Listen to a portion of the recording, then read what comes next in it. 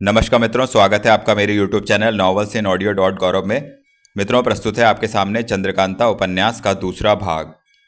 चंद्रकांता उपन्यास की ओरिजिनल कहानी जो उसके मूल प्रकाशन संस्था लहरी बुक डिपो में छपी थी, उसी की प्रति से आपको यह कहानी सुनाई जा रही है। बाजार में जो संस्करण उपलब्ध हैं उसमें थोड़ी बहुत कहानी कटी हुई है, और दूसरी बात, जो टीवी पर जितने भी सीरियल बने हैं उसमें कहानी को तोड़ मरोड़ कर दिखाया गया है। तो प्रस्तुत है आगे की कहानी। 14वां बयान। नौगढ़ और विजयगढ़ का राज पहाड़ी है। जंगल भी बहुत भारी और घना है। नदियां चंद्रप्रभा और करमनासा घूमती हुई उन पहाड़ों पर बहती हैं। जावजा खो और दर्रे पहाड़ों में बड़े खूबसूरत कुदरती बने हुए हैं। पेड़ों में साखू, तेंद, विजयसार, सनई, कोरिया, गोखाजा, पेयार, जियना, आसन वगैरह, और सिवाय इसके जंगली पेड़ों में पारिजात के पेड़ भी बहुत हैं। यह पहाड़ी अजब दिलचस्प है। अभी तो आप गांव में पड़े हैं, मील भर इधर उधर जाइए, घने जंगल में फंस जाइएगा। कहीं रास्ता ना मालूम होगा कि कहाँ से आएं और किधर जाएंगे। बरसात के मौसम में तो अजब ही कैफियत रहती है। कोस भर जाइए, रास्ते में 10 नाले मिलेंगे।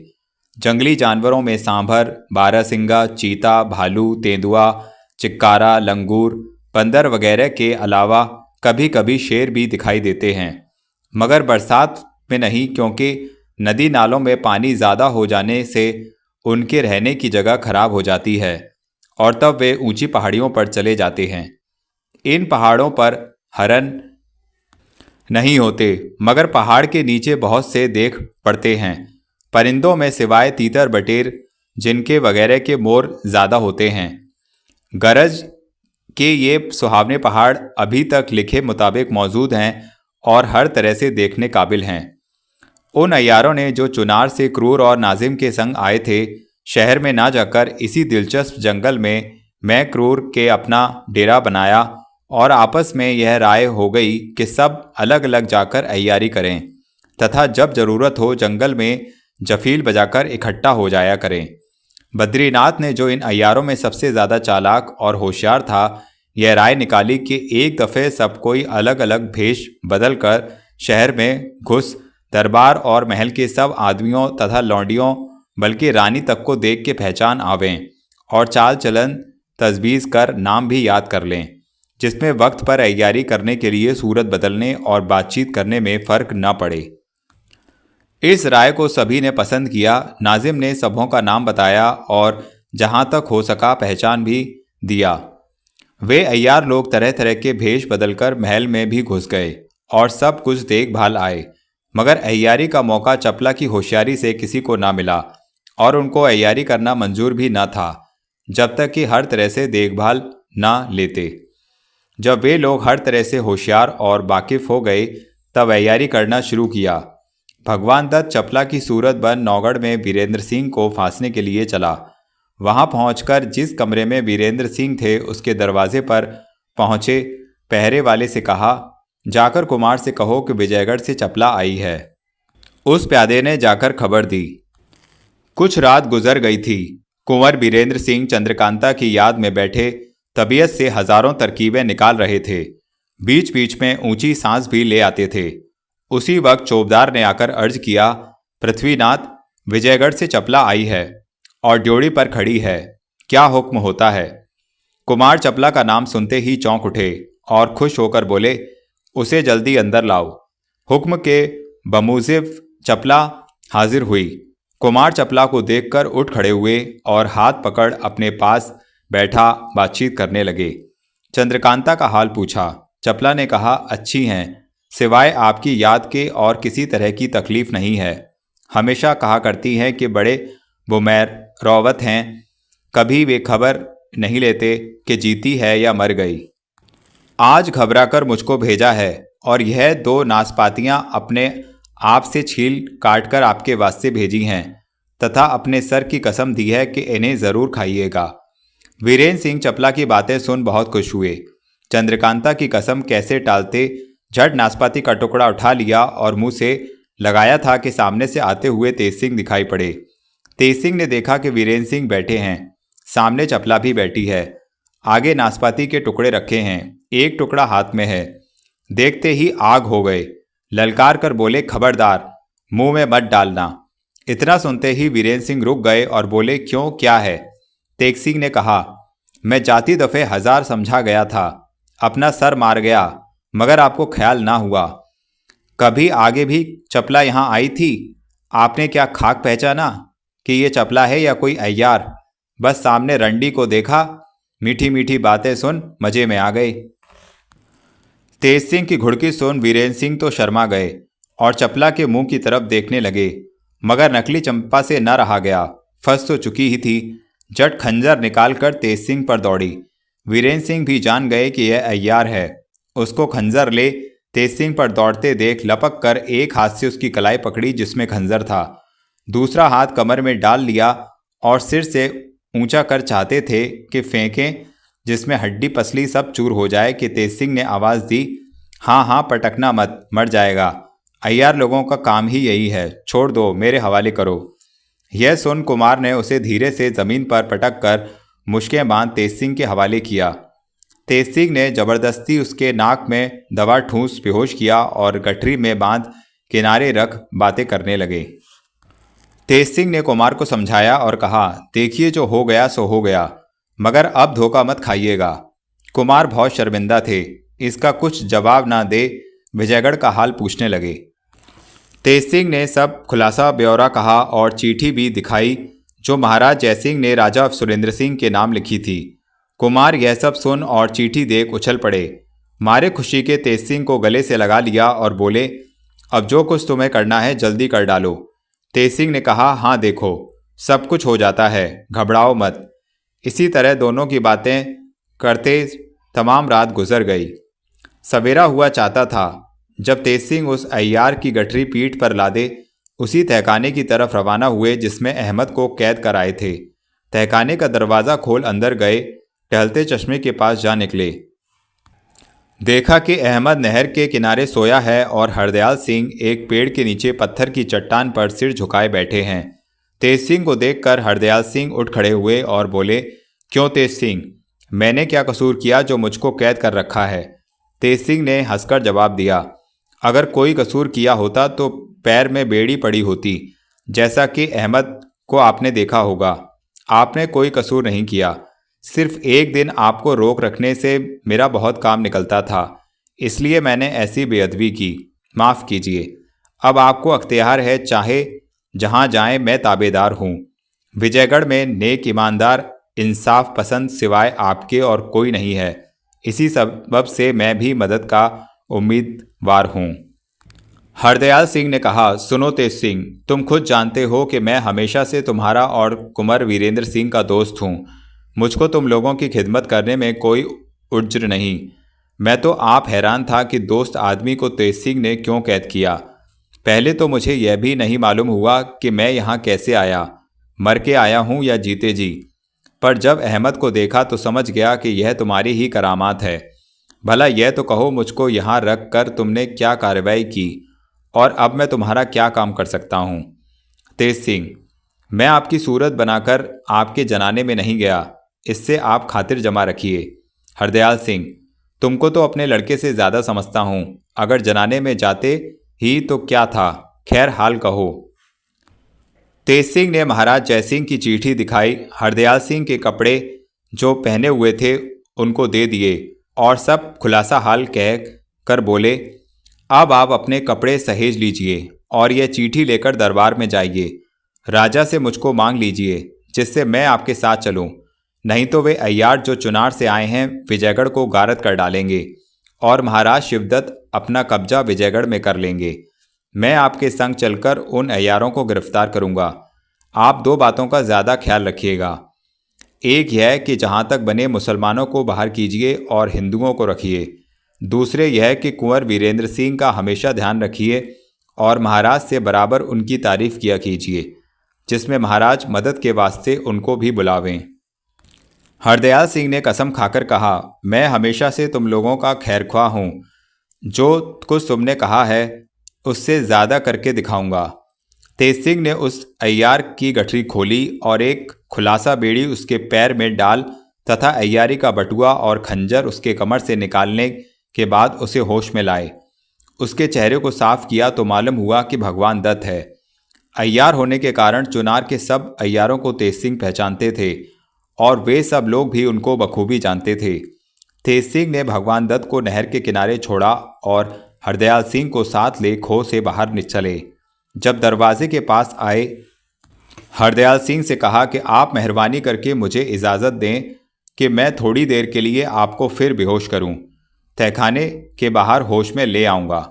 हरदयाल सिंह ने कहा, इसमें मुझको कोई उज्र नहीं है। मैं यह नहीं चाहता कि इस तहखाने में आने का रास्ता देख लूँ। यह तुम्ही लोगों का काम है, मैं देखकर क्या करूँगा। तेज सिंह हरदयाल सिंह को बेहोश करके बाहर लाए और होश में लाकर बोले, अब आप कपड़े पहन लीजिए और मेरे साथ चलिए। उन्होंने वैसा ही किया। शहर में आकर तेज सिंह के कहे मुताबिक हरदयाल सिंह अलग होकर अकेले राजा सुरेंद्र सिंह के दरबार में गए। राजा ने उनकी बड़ी खातिर की और हाल पूछा। उन्होंने बहुत कुछ कहने के बाद महाराज जयसिंह की चिट्ठी दी, जिसको राजा ने इज्जत के साथ लेकर अपने वजीर जीत सिंह को पढ़ने के लिए दिया। जीत सिंह ने जोर से खत पढ़ा। राजा सुरेंद्र सिंह चिट्ठी सुनकर बहुत खुश हुए और हरदयाल सिंह की तरफ देखकर बोले, मेरा राज्य महाराज जयसिंह का है, जिसे चाहें बुला लें, मुझे कोई उज्र नहीं। तेज सिंह आपके साथ जाएगा। यह कह अपने वजीर जीत सिंह को हरदयाल सिंह की मेहमानी का हुक्म दिया और दरबार बर्खास्त किया। दीवान हरदयाल सिंह की मेहमानी 3 दिन तक बहुत अच्छी तरह से की गई, जिससे वे बहुत खुश हुए। चौथे दिन दीवान साहब ने राजा से रुखसत मांगी। राजा ने बहुत कुछ दौलत जवाहरात से उनकी विदाई की और तेज सिंह को बुला समझा कर दीवान साहब के संग किया। बड़े साज सामान के साथ ये दोनों विजयगढ़ पहुँचे और शाम के दरबार में महाराज के पास हाजिर हुए। हरदयाल सिंह ने महाराज की चिट्ठी का जवाब दिया और सब हाल कहकर सुरेंद्र सिंह की बड़ी तारीफ की, जिससे महाराज बहुत ही खुश हुए और तेज सिंह को उसी वक्त खिलत देकर हरदयाल सिंह को हुक्म दिया कि इनके रहने के लिए मकान का बंदोबस्त कर दो और इनकी खातिरदारी और मेहमानी का बोझ अपने ऊपर समझो। दरबार उठने पर दीवान साहब तेज सिंह को साथ ले विदा हुए और एक बहुत अच्छे कमरे में डेरा डलवाया। नौकर और पहरे वाले तथा प्यादों का भी बहुत अच्छा इंतजाम कर दिया, जो सब हिंदू ही थे। दूसरे दिन तेज सिंह महाराज के दरबार में हाजिर हुए। दीवान हरदयाल सिंह के बगल में एक कुर्सी उनके वास्ते मुकर्रर की गई। 15वां बयान। हम पहले ही लिख चुके हैं कि महाराज शिवदत्त के यहाँ जितने अय्यार हैं सभी को तेज सिंह पहचानते हैं। अब तेज सिंह को यह जानने की फिक्र हुई कि उनमें से कौन कौन 4 आए हैं, इसलिए दूसरे दिन शाम के वक्त उन्होंने अपनी सूरत भगवान दत्त की बनाई, जिसको तहखाने में बंद कर आए थे, और शहर से निकल जंगल में इधर उधर घूमने लगे, पर कहीं पता न लगा। बरसात का दिन आ चुका था, रात अंधेरी और बदली छाई थी। आखिर तेज सिंह ने एक टीले पर खड़े होकर जफील बजाई।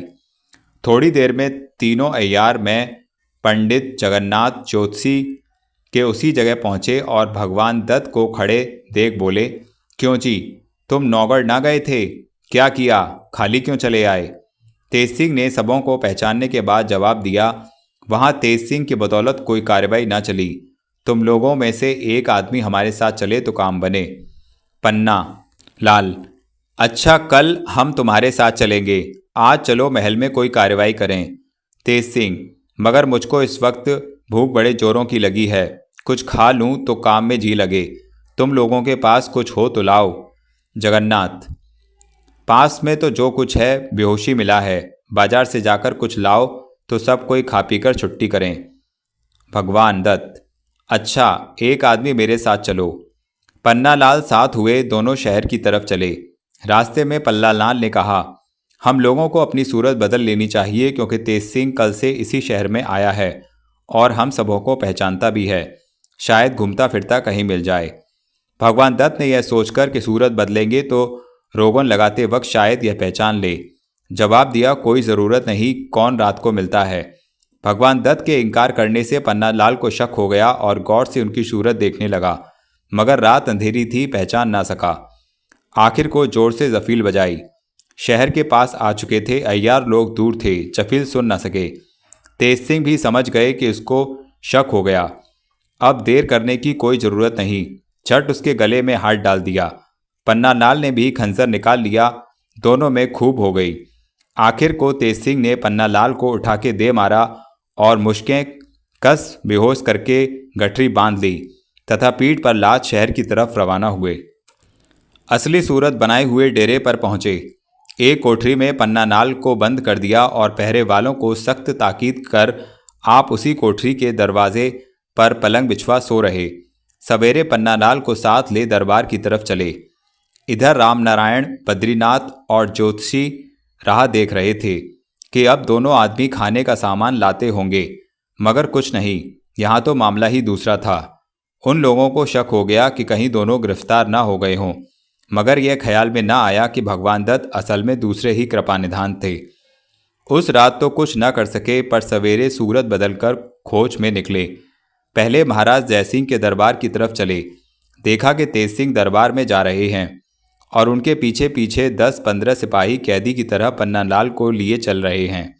उन अय्यारों ने भी साथ ही साथ दरबार का रास्ता पकड़ा।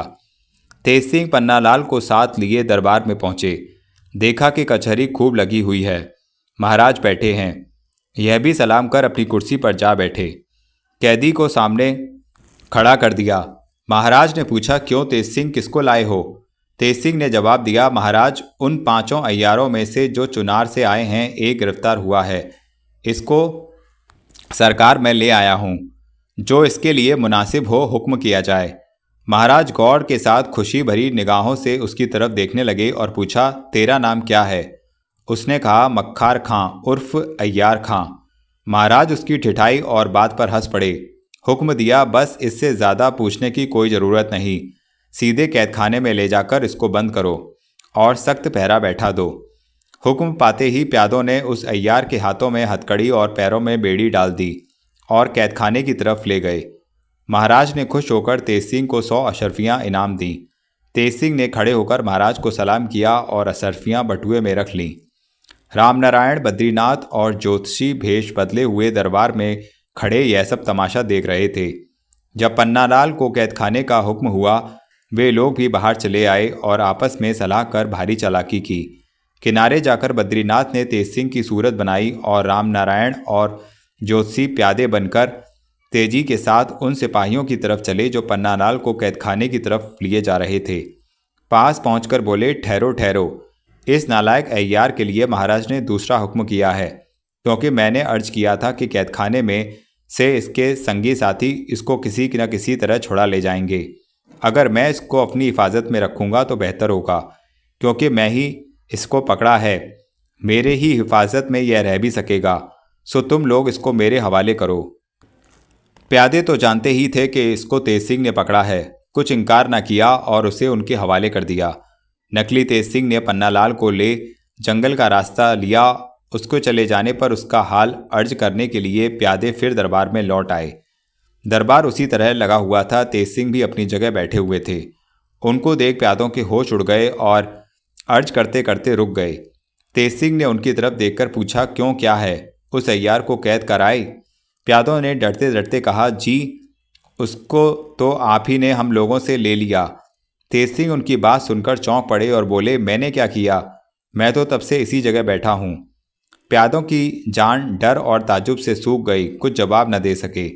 पत्थर की तस्वीर की तरह जैसे के जैसे खड़े रहे। महाराज ने तेज सिंह की तरफ देखकर पूछा, क्यों, क्या हुआ?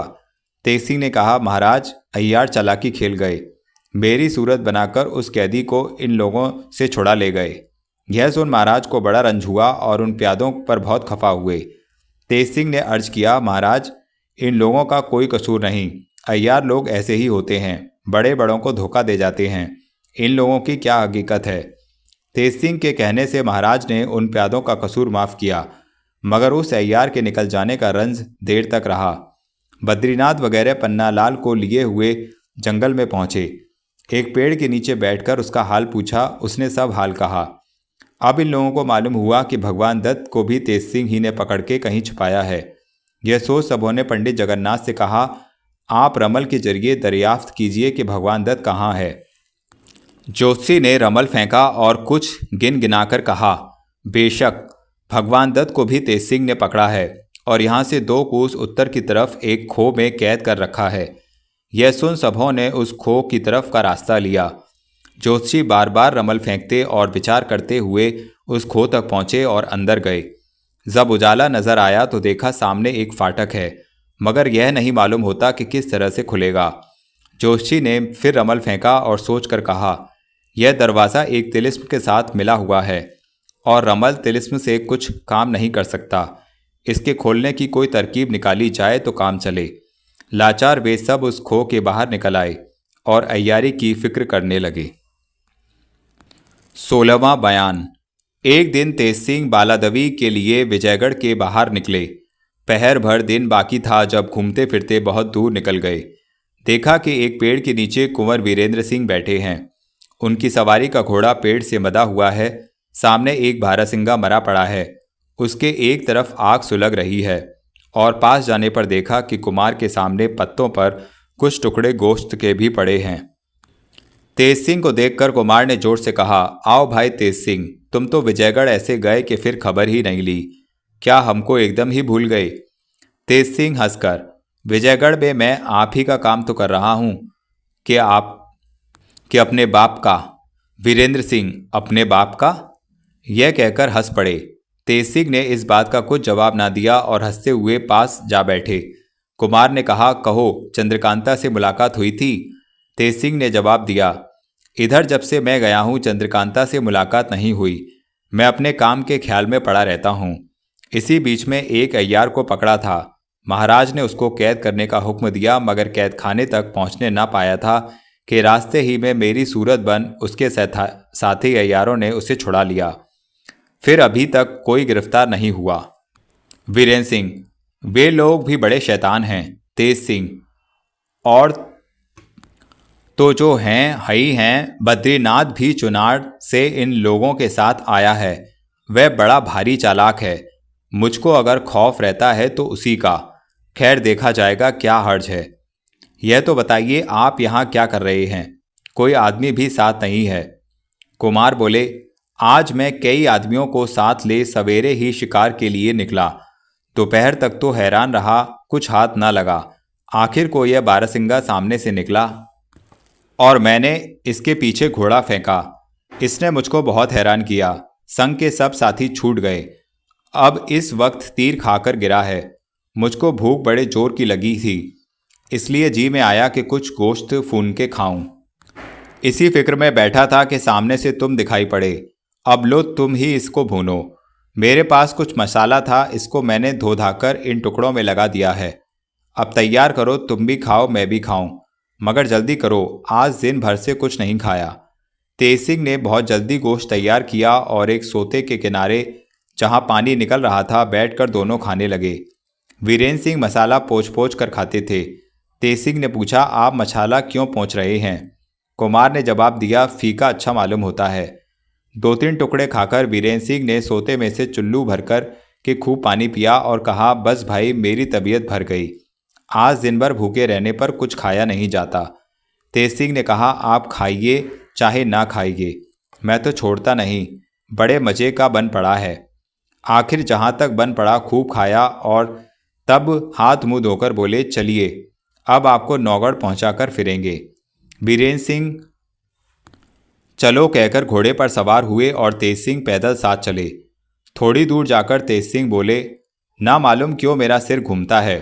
कुमार ने कहा, तुम मांस ज़्यादा खा गए हो, उसने गर्मी की है। थोड़ी दूर और गए थे कि तेज सिंह चक्कर खाकर ज़मीन पर गिर पड़े।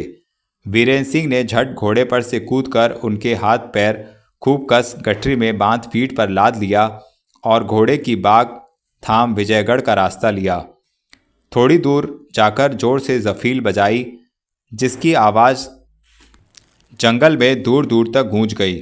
थोड़ी देर में क्रूर सिंह, पन्नालाल, रामनारायण ज्योतिषी जी पहुँचे।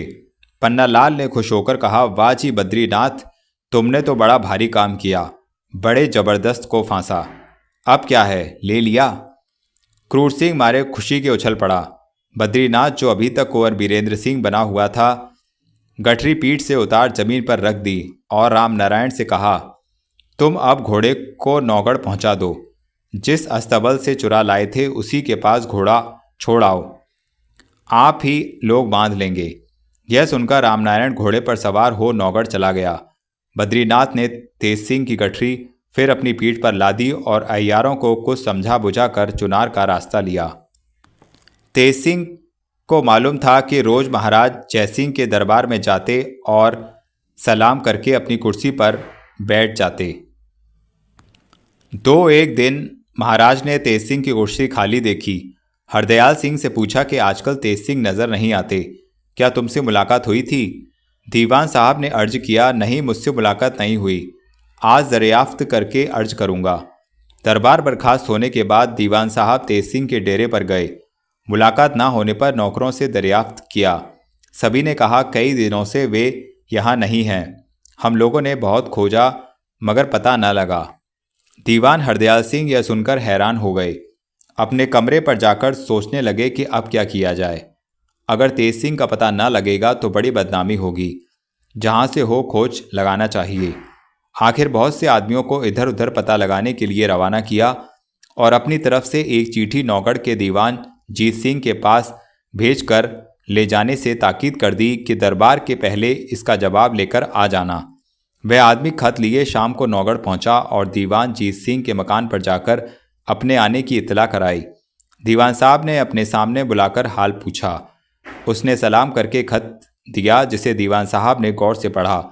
दिल में यकीन हो गया कि तेज सिंह जरूर अय्यारों के हाथ पकड़ा गया।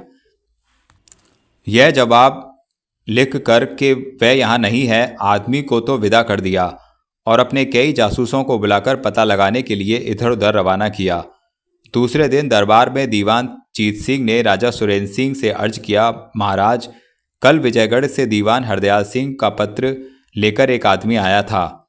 यह दरियाफ्त किया था कि तेज सिंह नौगढ़ में है या नहीं, क्योंकि कई दिनों से वह विजयगढ़ में नहीं है। मैंने जवाब में लिख दिया है कि यहाँ नहीं है। राजा को यह सुन ताज्जुब हुआ और दीवान से पूछा, तेज सिंह वहाँ भी नहीं है और यहाँ भी नहीं आया, तो कहाँ चला गया? कहीं ऐसा तो नहीं हुआ कि अय्यारों के हाथ पड़ गया हो, क्योंकि महाराज शिवदत्त के कई अय्यार विजयगढ़ में पहुँचे हुए हैं और उनसे मुकाबला करने के लिए अकेला तेज सिंह ही गया था। दीवान साहब ने कहा, जहाँ तक मैं समझता हूँ कि वह अय्यारों के ही हाथ में गिरफ्तार हो गया होगा। खैर, जो कुछ होगा 2-4 दिन में मालूम हो जाएगा। कुंवर वीरेंद्र सिंह भी दरबार में राजा के दाहिनी तरफ कुर्सी पर बैठे यह बात सुन रहे थे। उन्होंने अर्ज किया, अगर हुक्म हो तो मैं तेज सिंह का पता लगाने जाऊं। दीवान जीत सिंह ने यह सुन कुमार की तरफ देखा और हंसकर जवाब दिया, आपकी हिम्मत और जवाबमर्दी में कोई शक नहीं, मगर इस बात को सोचना चाहिए कि तेज सिंह के वास्ते जिसका काम ही अय्यारी है और अय्यारों के हाथ फंस गया है, आप हैरान होने जाएं, इसकी क्या ज़रूरत? यह तो आप जानते ही हैं कि अगर किसी अय्यार को कोई अय्यार पकड़ता है तो सिवाय कैद रखने के जान से नहीं मारता। अगर तेज सिंह उन लोगों के हाथ में पड़ गया है तो कैद होगा, किसी तरह छूट ही जाएगा, क्योंकि वह अपने फन में बड़ा होशियार है। सिवाय इसके जो अय्यारी का काम करेगा, चाहे वह कितना ही चालाक क्यों ना हो, कभी न कभी फंस ही जाएगा। फिर इसके लिए सोचना क्या? 10 दिन बाद 5-10 दिन का सब्र कीजिए, देखिए क्या होता है। इस बीच में अगर वह ना आया तो आपको जो कुछ करना हो कीजिएगा। वीरेंद्र सिंह ने जवाब दिया, हाँ, आपका कहना ठीक है, मगर पता लगाना मुनासिब जरूरी है। यह सोच कर कि वह खुद चालाक है, छूट आवेगा, खोज न करना मुनासिब नहीं। जीत सिंह ने कहा, सच है, आपको मोहब्बत के सबब से उसका ज़्यादा ख्याल है। खैर, देखा जाएगा। यह सुन राजा सुरेंद्र सिंह ने कहा, और कुछ नहीं तो किसी को पता लगाने के लिए तो भेज ही दो। इसके जवाब में दीवान साहब ने कहा, कई जासूसों को पता लगाने के लिए मैं भेज चुका हूँ। राजा और कुंवर वीरेंद्र सिंह चुप हो रहे, मगर ख्याल इस बात का किसी के दिल से ना गया। विजयगढ़ में दूसरे दिन दरबार में महाराज जयसिंह ने फिर हरदयाल सिंह से पूछा, कहीं तेज सिंह का पता लगा? दीवान साहब ने कहा, यहाँ तो तेज सिंह का पता नहीं लगता, शायद नौगढ़ में हो। मैंने वहाँ भी आदमी भेजा है, तब आता ही होगा। जो कुछ है मालूम हो जाएगा। ये बातें हो ही रही थी कि खत का जवाब लिए वह आदमी आ पहुंचा जो नौगढ़ गया था। हरदयाल सिंह ने जवाब पढ़ा और बड़े अफसोस के साथ महाराज से अर्ज किया, नौगढ़ में भी तेज सिंह नहीं है। यह अपने बाप जीत सिंह के हाथ का खत मेरे खत के जवाब में आया है। महाराज ने कहा, उसका पता लगाने की कुछ फिक्र की गई है या नहीं? हरदयाल सिंह ने कहा, हाँ, कई जासूस मैंने इधर उधर भेजे हैं। महाराज को तेज सिंह का अफसोस रहा। दरबार बर्खास्त करके महल में चले गए। बात ही बात में महाराज ने तेज सिंह का जिक्र महारानी से किया और कहा, किस्मत का फेर इसे कहते हैं।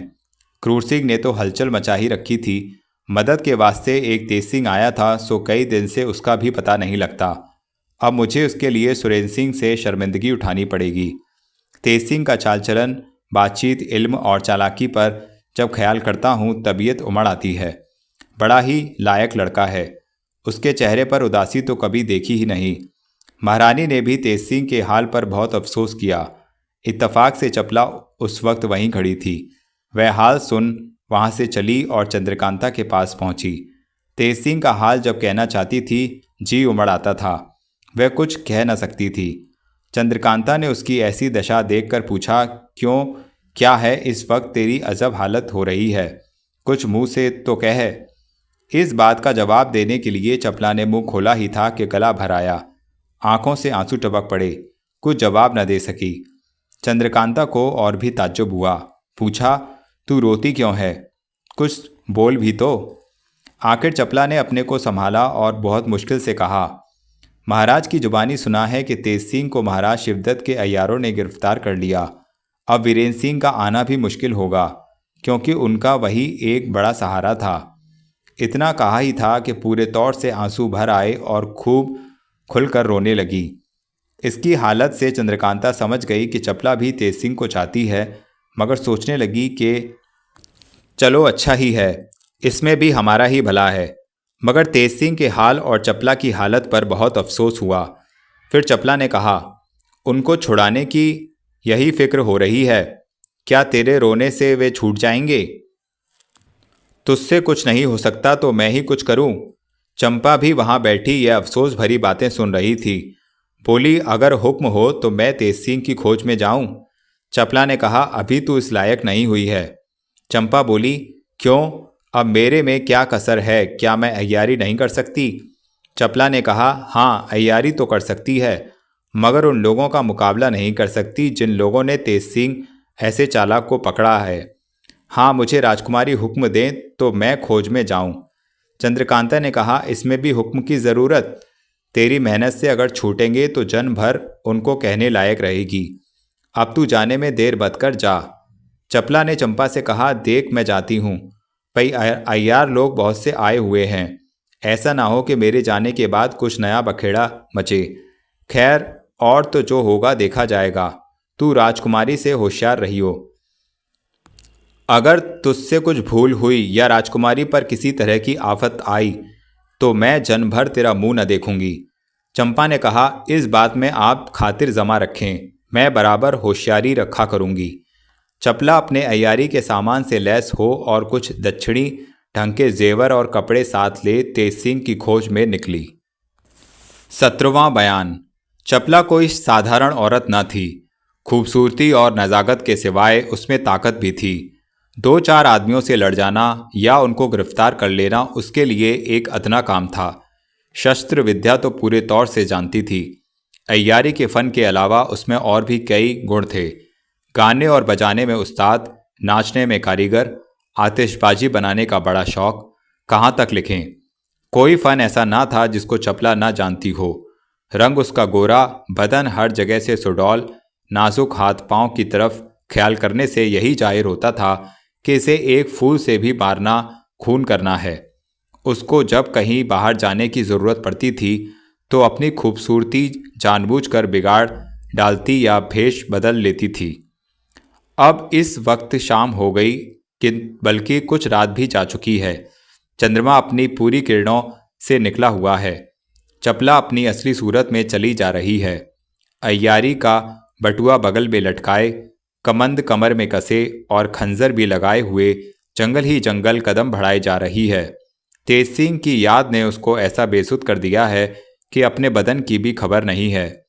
उसको यह नहीं मालूम कि वह किस काम के लिए बाहर निकली है, कहाँ जा रही है, उसके आगे क्या है, पत्थर है या गड्ढा, नदी है या नाला। खाली पैर बढ़ाए चले जाना यही उसका काम है। आंखों से आंसू की बूंदें गिर रही हैं। सारा कपड़े आगे से भीग गया है। थोड़ी थोड़ी दूर पर ठोकरें खाती है, उंगलियों से खून निकल रहा है, मगर इसको इसका कुछ ख्याल नहीं। आगे एक नाला आया जिस पर चपला ने कुछ ध्यान न दिया और धम्म से उस नाले में गिर पड़ी। सिर फट गया, खून निकलने लगा, कपड़े बदन से सब भीग गए। अब उसको इस बात का ख्याल हुआ कि तेज सिंह को छुड़ाने या खोजने चली है। उसके मुंह से झट यह बात निकली, हाय प्यारे, मैं तुमको बिल्कुल भूल गई। तुम्हारे छुड़ाने की फिक्र मुझको जरा भी न रही। उसकी यही सज़ा मिली। अब चपला संभल गई और सोचने लगी कि किस जगह है। खूब गौर करने पर उसे मालूम हुआ कि रास्ता बिल्कुल भूल गई और एक भयानक जंगल में आ फंसी। एक दफ़े तो डर गई, मगर फिर दिल को संभाल उस खतरनाक नाले से पीछे फिरी और सोचने लगी, इसमें तो कोई शक नहीं कि तेज सिंह को महाराज शिवदत्त के अय्यारों ने पकड़ लिया है, तो जरूर चुनार ही ले भी गए होंगे। पहले वहीं खोज लेना चाहिए, जब ना मिलेंगे तो दूसरी जगह पता लगाऊंगी। यह विचार कर चुनार का रास्ता ढूंढने लगी। हजार खराबी से आधी रात गुजर जाने के बाद रास्ता मिला। तब सीधे चुनार की तरफ पहाड़ की पहाड़ चल निकली। जब सुबह करीब हुई, उसने अपनी सूरत एक मर्द सिपाही की सी बना ली। नहाने धोने खाने पीने की कुछ फिक्र नहीं, सिर्फ रास्ता तय करने की ही उसकी धुन थी। आखिर भूखी प्यासी शाम होते होते चुनार पहुंची। दिल में ठान लिया था कि जब तक तेज सिंह का पता ना लगेगा अन्न जल ना ग्रहण करूंगी। कहीं आराम ना किया, इधर उधर ढूंढने और तलाश करने लगी। यकायक उसे कुछ चालाकी सूझी। उसने अपनी सूरत पन्नानाल की बना ली और घसीटा सिंह अय्यार के डेरे पर पहुंची। हम पहले लिख चुके हैं कि 6 अय्यारों में से 4 अय्यार विजयगढ़ गए हैं और घसीटा सिंह और चुन्नी लाल चुनार ही में रह गए हैं। घसीटा सिंह पन्नालाल को देख उठ खड़े हुए और साहब सलामत के बाद पूछा, कहो पन्नालाल, अब की किसको लाए? पन्नालाल, अब की लाए तो किसी को नहीं, सिर्फ इतना पूछने आए हैं कि नाजिम यहाँ है या नहीं। 2 रोज से उसका पता कहीं नहीं लगता। घसीटा, यहाँ तो नहीं आया। पन्नालाल, फिर उसको किसने पकड़ा? वहाँ तो अब कोई अय्यार नहीं है। घसीटा सिंह, यह मैं नहीं कह सकता कि वहाँ और भी कोई अय्यार है या नहीं। तेज सिंह का नाम तो मशहूर था, सो कैद ही हो गए। इस वक्त किले में बंद पड़े रोते होंगे। पन्नालाल, खैर कोई हर्ज नहीं, पता लग ही जाएगा। अब जाता हूँ, रुक नहीं सकता। यह कह नकली पन्नालाल वहां से रवाना हुए। अब चपला का जी ठिकाने हुआ। यह सोचकर कि तेज सिंह का पता लग गया है, वे वहीं मौजूद हैं, कोई हर्ज नहीं, जिस तरह होगा छुड़ा ही लूंगी। वह मैदान में निकल गई और गंगा जी के किनारे बैठ अपने बटुए में से कुछ मेवा निकाल के खाया।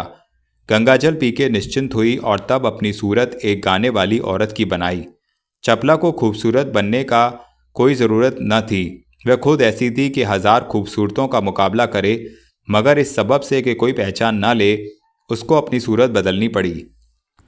जब हर तरह से लैस हो गई, एक बंसी हाथ में ले राजमहल के पिछवाड़े की तरफ जा एक साफ जगह देख बैठ गई और चढ़ी आवाज में विरहा गाने लगी। एक दफ़ा गाकर फिर उसी गत को बंसी में बजाती। रात आधी से ज़्यादा बीत चुकी थी। राजमहल में शिवदत्त सिंह महल की छत पर महारानी के साथ मीठी मीठी बातें कर रहे थे। यकायक गाने की आवाज़ उनके कानों में गई और महारानी ने भी सुनी। दोनों ने बातें करना छोड़ दिया और कान लगाकर गौर से सुनने लगे। थोड़ी देर बाद बंसी की आवाज़ आने लगी, जिसका बोल साफ सुनाई पड़ता था। महाराज की तबीयत बेचैन हो गई। झट लौंडी को बुलाकर हुक्म दिया, किसी को कहो अभी जाकर उसको इस महल के नीचे ले आए, जिसके गाने की आवाज़ आ रही है। हुक्म पाते ही पहरेदार दौड़ गए। देखा कि एक नाजुक बदन बैठी गा रही है। उसकी सूरत देख उन लोगों के हवास ठिकाने न रहे। बहुत देर के बाद बोले, महाराज ने महल के करीब आपको बुलाया है और आपका गाना सुनने के लिए बहुत मुश्तहक हैं। चपला ने कुछ इनकार न किया। उन लोगों के साथ साथ महल के नीचे चली आई और गाने लगी। उसके गाने ने महाराज को बेताब कर दिया। दिल को रोक न सके। हुक्म दिया कि उसको दीवान खाने में ले जाकर बैठाया जाए और रोशनी का बंदोबस्त हो। हम भी आते हैं। महारानी ने कहा, आवाज़ से यह औरत मालूम होती है, क्या हर्ज है अगर महल में बुला ली जाए?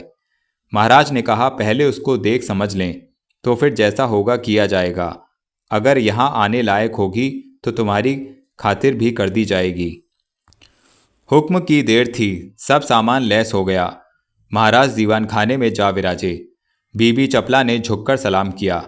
महाराज ने देखा कि एक औरत निहायत हसीन, रंग गोरा, सुरमई रंग की साड़ी और धानी बूटीदार चोली दक्षिणी ढंग पर पहने, पीछे से लाग बांधे, खुलासा गड़ारीदार जूड़ा कांटे से बांधे, जिस पर एक छोटा सा सोने का फूल, माथे पर एक बड़ा सा रोली का टीका लगाए, कानों में सोने की निहायत खूबसूरत जड़ाऊ बालियां पहने, नाक में सरजा की नथ, एक टीका सोने का और घुंघरूदार पटड़ी गूथन की गले में पहने, हाथ में बिना घुंडी का कड़ा, वो छिंदेली जिसके ऊपर काली चूड़ियाँ, कमर में लच्छेदार करधनी, पैर में सांकड़ा पहने, अजब आन बान से सामने खड़ी है। गहने तो मुख्तर ही हैं, मगर बदन की गठाई और सुडौली पर इतना ही आफत हो रहा है। गौर से निगाह करने पर एक छोटा सा तिल ठुड्डी के बगल में देखा, जो चेहरे को और भी रौनक दे रहा था। महाराज के होश जाते रहे, अपनी महारानी साहिबा को भूल गए जिन पर रीझे हुए थे। झट मुंह से निकल पड़ा, वाह क्या कहना है। टकटकी मच गई। महाराज ने कहा, आओ यहाँ बैठो। बीबी चपला कमर को बल देती हुई अटखेलियों के साथ कुछ नज़दीक या सलाम करके बैठ गई। महाराज उसके हुस्न के रुआब में आ गए। ज़्यादा कुछ न कह सके, एकटक सूरत देखने लगे। फिर पूछा, तुम्हारा मकान कहाँ है? कौन हो? काम क्या है? तुम्हारी सी औरत का अकेली रात के समय घूमना ताज्जुब में डालता है। उसने कहा, मैं ग्वालियर के रहने वाले पटलापा कत्थक की लड़की हूँ। रंभा मेरा नाम है। मेरा बाप बड़ा भारी गवैया था। एक आदमी पर मेरा जी आ गया। बात ही बात में वह मुझसे रंज होके चला आया। उसी की तलाश में मारी मारी फिरती हूँ। क्या करूँ, अक्सर दरबारों में जाती हूँ कि शायद कहीं मिल जाए, क्योंकि वह भी बड़ा भारी गवैया है, सो ताज्जुब नहीं किसी दरबार में हो। इस वक्त तबीयत की उदासी में यूँ कुछ गा रही थी कि सरकार ने याद किया, हाजिर हुई। महाराज ने कहा, तुम्हारी आवाज़ बहुत भली है, कुछ गाओ तो अच्छी तरह सुनूं। चपला ने कहा, महाराज ने इस नाचीज पर बड़ी मेहरबानी की जो नज़दीक बुलाकर बैठाया और लौंडी को इज्जत दी। अगर आप मेरा गाना सुनना चाहते हैं तो अपने मुलाजिम सफ़रदाओं को तलब करें, वे लोग साथ दें तो कुछ गाने का लुत्फ़ आए। वैसे तो मैं हर तरह से ही गाने को तैयार हूँ। यह सुन महाराज बहुत खुश हुए और हुक्म दिया कि सफ़रदा हाजिर किए जाएं। प्यादे दौड़े गए और सफ़रदाजों को सरकारी हुक्म सुनाया। वे सब हैरान हो गए कि 3 पहर रात गुजरे, महाराज को यह क्या सूझी, मगर लाचार होकर आना ही पड़ा। आकर जब एक चांद के टुकड़े को सामने देखा तो तबीयत खुश हो गई। कुड़े हुए आए थे मगर अब खिल गए। झट साज मिला करीने से बैठे चपला ने गाना शुरू किया। अब क्या था, साज व सामान के साथ गाना। पिछली रात का समा महाराज को बुद्ध बना दिया। सरफदा भी दंग हो गए। तमाम इल्म आज खर्च करना पड़ा। बेवक्त की महफिल थी, तिस पर भी बहुत से आदमी जमा हो गए। 2 चीज़ दरबारी की गाई थी कि सुबह हो गई। एक भैरवी गाने के बाद चपला ने गाना बंद करके अर्ज किया, महाराज अब सुबह हो गई है, मैं भी कल की थकी हुई हूँ क्योंकि दूर से आई थी, अब हुक्म हो तो रुखसत होऊं। चपला की बात सुन महाराज चौंक पड़े। देखा तो सचमुच सवेरा ही हो गया है। अपने गले से मोती की माला उतारकर इनाम में दी और बोले, अब भी हमारा जी तुम्हारे गाने से बिल्कुल नहीं भरा है, कुछ रोज यहाँ ठहरो फिर जाना। रंभा ने कहा, अगर महाराज की इतनी मेहरबानी लौंडी के हाल पर है तो मुझको कोई उज्र नहीं रहने में। महाराज ने हुक्म दिया कि रंभा के रहने का पूरा बंदोबस्त हो और आज रात को आम महफिल का सामान किया जाए। हुक्म पाते ही सब सरंजाम हो गया। एक सुंदर मकान में रंभा का डेरा पड़ गया। नौकर मजदूर सब तैनात कर दिए गए। आज रात को आम महफिल थी। अच्छे अच्छे आदमी सब इकट्ठे हुए। रंभा भी हाजिर हुई, सलाम करके बैठ गई। महफिल में कोई ऐसा न था जिसकी निगाह रंभा की तरफ ना हो। जिसको देखिए लंबी सांसें भर रहा है। आपस में सब यही कहते हैं कि वाह क्या भोली सूरत है, क्यों कभी आज तक ऐसी हसीन तुमने देखी थी। रंभा ने गाना शुरू किया। अब जिसको देखिए मिट्टी की मूरत हो रहा है। एक गीत गाकर चपला ने अर्ज किया, महाराज, एक दफ़े नौगढ़ में राजा सुरेंद्र सिंह की महफिल में लौंडी ने गाया था। वैसा गाना आज तक मेरा फिर ना जमा। वजह यह थी कि उनके दीवान के लड़के तेज सिंह ने मेरी आवाज़ के साथ मिला के बीन बजाई थी। हाय, मुझको वह महफिल कभी ना मिलेगी। 2-4 रोज हुआ कि मैं फिर नौगढ़ गई थी। मालूम हुआ कि वह गायब हो गया। तब मैं भी वहाँ ना ठहरी, तुरंत वापस चली आई। इतना कह रंभा अटक गई। महाराज कर उसको दिलोजान दिए बैठे थे। बोले, आजकल तो वह मेरे यहाँ कैद है, पर मुश्किल तो यह है कि मैं उसे छोड़ूंगा नहीं और कैदी की हालत में वह कभी बीन ना बचाएगा। रंभा ने कहा, जब वह मेरा नाम सुनेगा ज़रूर इस बात को कबूल करेगा, मगर उसको एक तरीके से बुलाया जाए तो वह अलबत्ते मेरा संग देगा, नहीं तो मेरी भी न सुनेगा, क्योंकि वह बड़ा जिद्दी है। महाराज ने कहा, वह कौन सा तरीका है?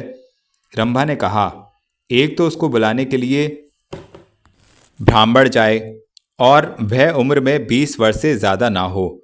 दूसरे, जब वह उसको लावे दूसरा कोई संग ना हो।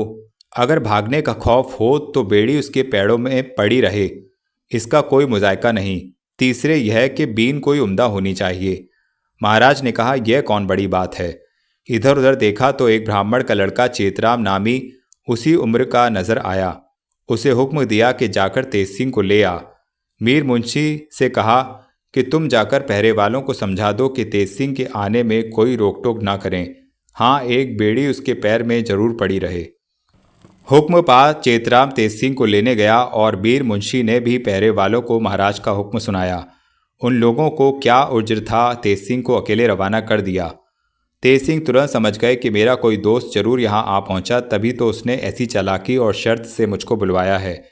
खुशी खुशी चेतराम के साथ रवाना हुए।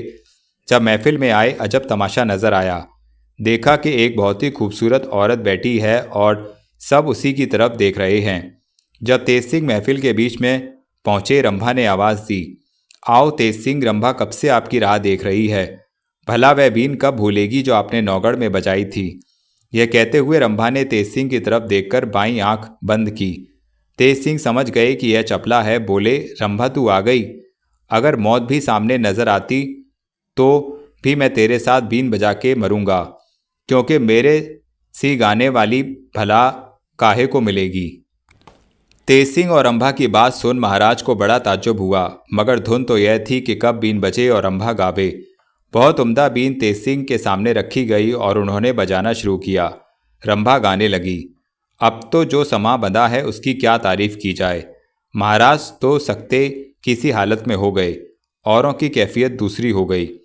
एक ही गत का साथ देकर तेज सिंह ने बीन हाथ से रख दी। महाराज ने कहा, क्यों और बजाओ। तेज सिंह ने कहा, बस मैं एक रोज में एक ही गत या बोल बजाता हूँ, इससे ज़्यादा नहीं। अगर आपको सुनने का ज़्यादा शौक हो तो कल फिर सुन लीजिएगा। रंभा ने भी कहा, हाँ महाराज, यही तो इनमें ऐब है। राजा सुरेंद्र सिंह जिनके ये नौकर थे, कहते कहते थक गए, मगर इन्होंने एक न मानी, एक ही बोल बजाकर रह गए। क्या हर्ज है, कल फिर सुन लीजिएगा। महाराज सोचने लगे कि यह भी अजब आदमी है, भला इसने क्या फ़ायदा सोचा है। अफसोस मेरे दरबार में यह ना हुआ। रंभा ने भी बहुत कुछ उज्र करके गाना मौकूफ़ किया। सभी के दिलों में हसरत बनी रह गई। महाराज ने अफसोस के साथ मजलिस बर्खास्त की और तेज सिंह फिर उसी चेतराम ब्राह्मण के साथ जेल में भेज दिए गए। महाराज को तो अब इश्क हो गया कि तेज सिंह के बीन के हाथ रंभा का गाना सुने। फिर दूसरे रोज़ महफिल हुई और उसी चेतराम ब्राह्मण को भेजकर तेज सिंह बुलाए गए। उस रोज भी एक बोल बजाकर उन्होंने बीन रख दी। महाराज का दिल ना भरा। हुक्म दिया कि कल पूरी महफिल हो। दूसरे दिन फिर महफिल का सामान हुआ। सब कोई आकर पहले ही से जमा हो गए, मगर रंभा महफिल में जाने के वक्त से घंटे भर पहले ही दांव बचा चेतराम की सूरत बन कैदखाने में पहुंची। पहरे वाले तो जानते ही थे कि चेतराम अकेला ही तेज सिंह को ले जाएगा। महाराज का हुक्म ही ऐसा है। उन्होंने ताला खोल तेज सिंह को निकाला और पैर में बेड़ी डाल चेतराम के हवाले कर दिया। चेतराम उनको लेकर चलते हुए। थोड़ी दूर जाकर चेतराम ने तेज सिंह की बेड़ी खोल दी। अब क्या था, दोनों ने जंगल का रास्ता लिया। कुछ दूर जाकर चपला ने अपनी सूरत बदल ली और असली सूरत में आ गई। अब तेज सिंह उसकी तारीफ करने लगे। चपला ने कहा, आप मुझको शर्मिंदा ना कीजिए, क्योंकि मैं अपने को इतना चालाक नहीं समझती जितनी आप तारीफ कर रहे हैं। फिर मुझको आपके छुड़ाने की कोई गरज भी ना थी, सिर्फ चंद्रकांता की मुरावत से मैंने यह काम किया। तेज सिंह ने कहा, ठीक है, तुमको मेरी गरज काहे को होगी। गर्जी तो मैं ठहरा कि तुम्हारे साथ सफरदा बना। जो काम बाप दादों ने न किया था सो करना पड़ा। यह सुन चपला हंस पड़ी और बोली, बस माफ़ कीजिए, ऐसी बातें ना करिए। तेज सिंह ने कहा, वाह, माफ़ क्या करना है, मैं बगैर मजदूरी लिए ना छोड़ूंगा। चपला ने कहा, मेरे पास क्या है जो मैं दूं? उन्होंने कहा, जो कुछ तुम्हारे पास है मेरे लिए वही बहुत है। चपला ने कहा, खैर इन बातों को जाने दीजिए और यह कहिए कि यहाँ से खाली हाथ ही चलिएगा या महाराज शिवदत्त को कुछ हाथ भी दिखाइएगा। तेज सिंह ने कहा, इरादा तो मेरा यही था, आगे तुम जैसा कहो। चपला ने कहा, ज़रूर कुछ करना चाहिए। बहुत देर तक आपस में सोच विचार कर इन दोनों ने एक चालाकी ठहराई, जिसे करने के लिए ये उस जगह से दूर घने जंगल में चले गए। 18वां बयान। अब महाराज शिवदत्त की महफिल का हाल सुनिए। महाराज शिवदत्त सिंह महफिल में आ बिराजे। जब रंभा के आने में देर हुई तो एक चौबदार को कहा कि जाकर उसको बुला लाए और चेतराम ब्राह्मण को तेज सिंह को लाने के लिए भेजा। थोड़ी देर बाद चौबदार ने आकर अर्ज किया कि महाराज, रंभा तो अपने डेरे में नहीं है, कहीं चली गई। महाराज को बड़ा ताज्जुब हुआ, क्योंकि उसको जी से चाहने लगे थे। दिल में रंभा के लिए अफसोस करने लगे और हुक्म दिया कि फौरन उसे तलाश करने के लिए आदमी भेजे जाएं। इतने ही में चेतराम ने आकर दूसरी खबर सुनाई कि कैदखाने में तेज सिंह नहीं है। अब तो महाराज के होश उड़ गए। सारी महफिल दंग हो गई कि अच्छी गाने वाली आई जो सबों को बेवकूफ़ बनाकर चली गई। घसीटा सिंह और चुन्नीलाल अय्यार ने अर्ज किया, महाराज, बेशक वह कोई अय्यार था जो इस तरह आकर तेज सिंह को छुड़ा ले गया। महाराज ने कहा, ठीक है, मगर काम उसने काबिल इनाम के किया। चालकों ने भी तो उसका नाम सुना था, महफिल में मौजूद ही थे।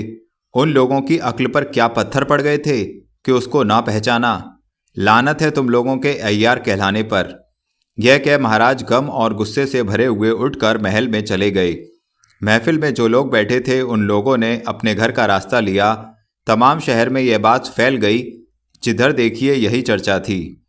दूसरे दिन जब गुस्से से भरे हुए महाराज दरबार में आए, एक चौबदार ने अर्ज किया, महाराज, वह जो गाने वाली आई थी असल में वह औरत ही थी। वह चेतराम मिश्र की सूरत बनकर तेज सिंह को छुड़ा ले गई। मैंने अभी अभी उन दोनों को उस सलई वाले जंगल में देखा है। यह सुन महाराज को और भी ताज्जुब हुआ। हुक्म दिया कि बहुत से आदमी जाएं और उनको पकड़ लाएं। पर चौबदार ने अर्ज किया, महाराज, इस तरह वे गिरफ्तार ना होंगे, भाग जाएंगे। हाँ, घसीटा सिंह और चुन्नीलाल मेरे साथ चलें तो मैं दूर से उन लोगों को दिखला दूं। ये लोग कोई चालाकी करके उन्हें पकड़ लें। महाराज ने इस तरकीब को पसंद करके दोनों को चौबदार के साथ जाने का हुक्म दिया।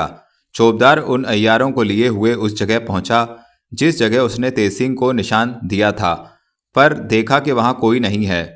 तब घसीटा सिंह ने चौबदार से पूछा, अब किधर देखें? उसने कहा, क्या यह जरूरी है कि वे तब से अब तक इसी पेड़ के नीचे बैठे रहें? इधर उधर देखिए, कहीं होंगे। यह सुन घसीटा सिंह ने कहा, अच्छा चलो, तुम ही आगे चलो। वे लोग इधर उधर ढूंढने लगे। इसी समय एक अहिरन सिर पर खजिया में दूध लिए आती नजर पड़ी। चौबदार ने उसको अपने पास बुलाकर पूछा, तैने इस जगह कहीं एक औरत और एक मर्द को देखा है? उसने कहा, हाँ हाँ, उस जंगल में मेरा अड़ार है, बहुत सी गाय भैंस मेरी वहीं रहती हैं। अभी मैंने उन दोनों के हाथ 2 पैसे का दूध बेचा है और बाकी दूध लेकर शहर में बेचने जा रही हूँ। यह सुनकर चौबदार बतौर इनाम के 4 पैसे कमर से निकाल उसको देने लगा, मगर उसने इनकार किया और कहा, मैं तो सेंत के पैसे नहीं लेती। हाँ, 4 पैसे का दूध आप लोग लेकर पी लें तो शहर जाने से बचूं और आपका एहसान मानूं। चौबदार ने कहा, क्या हर्ज है, तू दूध ही दे दे। बस अहिरन ने खांचा रख दिया और दूध देने लगी। चौबदार ने उन दोनों अय्यारों से कहा, आइए आप भी पी लीजिए। उन दोनों अय्यारों ने कहा, हमारा जी नहीं चाहता। वह बोला, अच्छा आपकी खुशी। चौबदार ने दूध पिया और तब फिर दोनों अय्यारों ने कहा, वाह क्या दूध है, शहर में तो रोज आप पीते ही हैं। आप आज इसको भी तो पीकर मजा देखिए। उसे जिद करने पर दोनों अय्यारों ने भी दूध पी लिया और 4 पैसे दूध वाली को दिए। अब वे तीनों तेज सिंह को ढूंढने चले। थोड़ी दूर जाकर चौबदार ने कहा, ना जाने क्यों मेरा सिर घूमता है। घसीटा सिंह बोले, मेरी भी वही दशा है। चुन्नीलाल तो कुछ काहे ही चाहते थे कि गिर पड़े। इसके बाद चौबदार और घसीटा सिंह भी जमीन पर लेट गए। दूध बेचने वाली बहुत दूर नहीं गई थी। उन दोनों को गिरते देख दौड़ती हुई पास आई और लखलखा सुंघाकर चौबदार को होशियार किया। वह चौबदार तेज सिंह थे। जब होश में आए अपनी असली सूरत बना ली। इसके बाद दोनों की मुश्कें बांध गठरी कस एक को झपला और दूसरे को तेज सिंह ने पीठ पर लादा और नौगढ़ का रास्ता लिया। 19वां बयान। तेज सिंह को छुड़ाने के लिए जब चपला चुनार गई तब चंपा ने जी में सोचा कि अय्यार तो बहुत से आए हुए हैं और मैं अकेली हूँ, कहीं ऐसा ना हो कि कोई आफत आ जाए। ऐसी तरकीब करनी चाहिए जिससे अय्यारों का डर ना रहे और रात को भी आराम से सोने में आए। यह सोचकर उसने एक मसाला बनाया। जब रात को सब लोग सो गए और चंद्रकांता भी पलंग पर जा लेटी तब चंपा ने उस मसाले को पानी में घोलकर जिस कमरे में चंद्रकांता सोती थी उसके दरवाजे के 2 गज इधर उधर लीप दिया और निश्चिंत हो राजकुमारी के पलंग के नीचे जा लेटी। इस मसाले में यह गुण था कि जिस जमीन पर इसका लेप किया जाए सूख जाने पर अगर किसी का पैर उस जमीन पर पड़े तो जोर से पटाखे की सी आवाज आवे, मगर देखने से यह न मालूम हो कि इस जमीन पर कुछ लेप किया गया है। रात भर चंपा आराम से सोई रही, कोई आदमी उस कमरे के अंदर न आया। सुबह को चंपा ने पानी से वह मसाला धो डाला। दूसरे दिन उसने दूसरी चालाकी की। मिट्टी की एक खोपड़ी बनाई और उसको रंगा कर ठीक चंद्रकांता की सूरत बनाकर जिस पलंग पर कुमारी सोया करती थी तकिए के सहारे वह खोपड़ी रख दी और धड़ की जगह कुछ कपड़ा रखकर एक हल्की चादर उस पर उड़ा दी, मगर मुंह खुला रखा और खूब रोशनी करके उस चारपाई के चारों तरफ वहीं लेप कर दिया। कुमारी से कहा, आप दूसरे कमरे में आराम करें। चंद्रकांता समझ गई और दूसरे कमरे में जा लेटी। जिस कमरे में चंद्रकांता सोई उसके दरवाजे पर भी लेप कर दिया और जिस कमरे में पलंग पर खोपड़ी रखी थी उसके बगल में एक कोठरी थी। चिराग बुझाकर आप उसमें सो रही। आधी रात गुजर जाने के बाद उस कमरे के अंदर से जिसमें खोपड़ी रखी थी पटाखे की आवाज़ आई। सुनते ही चंपा झट उठ बैठी और दौड़कर बाहर से किवाड़ बंद कर खूब गुल करने लगी। यहाँ तक कि बहुत सी लौंडियाँ वहाँ आकर इकट्ठी हो गईं और एक ने महाराज को खबर कर दी कि चंद्रकांता के कमरे में चोर घुसा है। यह सुन महाराज दौड़े आए और हुक्म दिया कि महल के पहरे से 10-5 आदमी अभी जाएं। सब जब इकट्ठे हुए कमरे का दरवाज़ा खोला गया। देखा कि राम नारायण और पन्नालाल दोनों अय्यार भीतर हैं। बहुत से आदमी उनको पकड़ने के लिए अंदर घुस गए। उन अय्यारों ने भी खंजर निकाल चलाना शुरू किया। आखिर पकड़े गए। महाराज ने उनको कैद में रखने का हुक्म दिया और चंपा से हाल पूछा। उसने अपनी कार्रवाई कह सुनाई। महाराज खुश हुए और उसको इनाम देकर पूछा कि चपला कहाँ है। उसने कहा वह बीमार है। फिर महाराज ने और कुछ न पूछा, अपने आराम गाह में चले गए। सुबह को दरबार में महाराज ने उन अय्यारों को तलब किया। जब वे आए पूछा, तुम्हारा नाम क्या है? पन्नालाल बोला, सड़तोड़ सिंह। महाराज को उसकी इस ढिठाई पर बड़ा गुस्सा आया। कहने लगे, ये लोग बदमाश हैं, जरा भी नहीं डरते। खैर ले जाकर इन दोनों की खूब होशियारी से कैद रखो। हुक्म के मुताबिक वे लोग कैद खाने में भेज दिए गए। महाराज ने हरदयाल सिंह से पूछा, कुछ तेज सिंह का पता चला? हरदयाल सिंह ने कहा, महाराज अभी तक तो पता नहीं लगा। ये अय्यार जो पकड़े गए हैं उन्हें खूब पीटा जाए तो शायद ये लोग कुछ बताएं। महाराज ने कहा, ठीक है, मगर तेज सिंह आवेगा तो नाराज होगा कि अय्यारों को क्यों मारा। ऐसा कायदा नहीं है। खैर कुछ दिन तेज सिंह की राह देख लो, फिर जैसा मुनासिब होगा किया जाएगा। मगर एक बात का ख्याल रखना, वह यह कि तुम फौज के इंतजाम में होशियार रहना, क्योंकि शिवदत्त सिंह का चढ़ आना अब ताज्जुब नहीं है। हरदयाल सिंह ने कहा, मैं इंतजाम से होशियार हूँ। सिर्फ एक बात महाराज से इस बारे में पूछनी थी जो एकांत में अर्ज करूँगा। जब दरबार बर्खास्त हो गया महाराज ने हरदयाल सिंह को एकांत में बुलाया और पूछा, वह कौन सी बात है? उन्होंने कहा, महाराज तेज सिंह ने कई दफ़े मुझसे कहा था कि बल्कि कुंवर वीरेंद्र सिंह और उसके पिता ने भी फरमाया था कि यहाँ के मुसलमान सब क्रूर के तरफदार हो रहे हैं। जहाँ तक हो उनको कम करना चाहिए। मैं देखता हूँ तो यह बात ठीक मालूम होती है। इसके बारे में जैसा हुक्म हो किया जाए। महाराज ने कहा, ठीक है, हम खुद इस बात के लिए तुमसे कहने वाले थे। खैर अब कह देते हैं कि तुम धीरे धीरे सब मुसलमानों को नाजुक कामों से बाहर कर दो। हरदयाल सिंह ने कहा, बहुत अच्छा, ऐसा ही होगा। यह कहकर महाराज ने रुखसत हो अपने घर चले गए। 20वां बयान। महाराज शिवदत्त सिंह ने घसीटा सिंह और चुन्नीलाल को तेज सिंह के पकड़ने के लिए भेजकर दरबार बर्खास्त किया और महल में चले गए। मगर दिल उनका रंभा की जुल्फों में ऐसा फंस गया था कि किसी तरह निकल नहीं सकता था। उस रोज महारानी से भी हंसकर बोलने की नौबत ना आई। महारानी ने पूछा, आपका चेहरा सुस्त क्यों है? महाराज ने कहा, कुछ नहीं, जागने से ऐसी कैफियत है। महारानी ने फिर से पूछा, आपने वादा किया था कि उस गाने वाली को महल में लाकर तुमको भी उसका गाना सुनावेंगे, सो क्या हुआ? जवाब दिया, हम लोगों को उल्लू बनाकर चली गई वह, तुमको किसका गाना सुनावें? यह सुनकर महारानी कलावती को बड़ा ताज्जुब हुआ। पूछा, कुछ खुलासा कहिए, क्या मामला है? इस समय मेरा जी ठिकाने में नहीं है, मैं ज़्यादा बोल नहीं सकता। यह कहकर महाराज वहाँ से उठकर अपने खास कमरे में चले गए और पलंग पर लेटकर रंभा को याद करने और मन में सोचने लगे, यह रंभा कौन थी? इसमें तो कोई शक नहीं कि वह वही औरत थी। फिर तेज सिंह को क्यों छुड़ा ले गई? क्या इसी पर तो वह आशिक नहीं थी, जैसा कि उसने कहा था? हाय रंभा, तूने मुझे घायल कर डाला। क्या इसी वास्ते तू आई थी? क्या करूं, कुछ पता भी नहीं मालूम जो तुझको ढूंढूं। दिल की बेताबी और रंभा के ख्याल से रात भर नींद ना आई। सुबह को महाराज ने दरबार में आकर दरियाफ्त किया, घसीटा सिंह और चुन्नीलाल तेज सिंह का पता लगाकर आए या नहीं। मालूम हुआ कि वे लोग अभी नहीं आए। यह सुन महाराज को और भी तरद्दुद हुआ। अर्जियां तो सबों की सुनते थे, मगर ख्याल रंभा की ही तरफ लगा था। इतने में बद्रीनाथ, नाजिम, ज्योतिषी और क्रूर सिंह पर नज़र पड़ी। उन लोगों ने सलाम किया और एक किनारे बैठ गए। उन लोगों के चेहरे पर सुस्ती और उदासी देख और भी रंज भर गया, मगर कचहरी में कोई हाल उनसे न पूछा। दरबार बर्खास्त करके तखलिए में गए और पंडित बद्रीनाथ, क्रूर सिंह, नाजिम और जगन्नाथ जोशी को तलब किया। जब वे लोग आए, सलाम करके अदब से बैठ गए, तब महाराज ने पूछा, कहो तुम लोगों ने विजयगढ़ जाकर क्या किया? पंडित बद्रीनाथ ने कहा, हुजूर, काम तो यही हुआ कि भगवान दत्त को तेज सिंह ने गिरफ्तार कर लिया और पन्नालाल और रामनारायण को एक चंपा नामी औरत ने बड़ी चालाकी और होशियारी से पकड़ लिया। बाकी मैं बच गया। उनके आदमियों में से सिर्फ तेज सिंह पकड़ा गया, जिसको ताबेदार ने हुजूर में भेज दिया था। सिवाय इसके और कोई काम नहीं हुआ। महाराज ने कहा, तेज सिंह को भी तो एक औरत छुड़ा ले गई। काम तो उसने सजा पाने लायक किया, मगर अफसोस, यह तो मैं ज़रूर कहूँगा कि वह औरत ही थी जो तेज सिंह को छुड़ा ले गई, मगर कौन थी यह न मालूम हुआ। तेज सिंह को तो लेती ही गई, जाती दफ़े चुन्नीलाल और घसीटा सिंह पर भी मालूम होता है हाथ फेरती गई। वे दोनों उसकी खोज में गए थे, मगर अभी तक नहीं आए।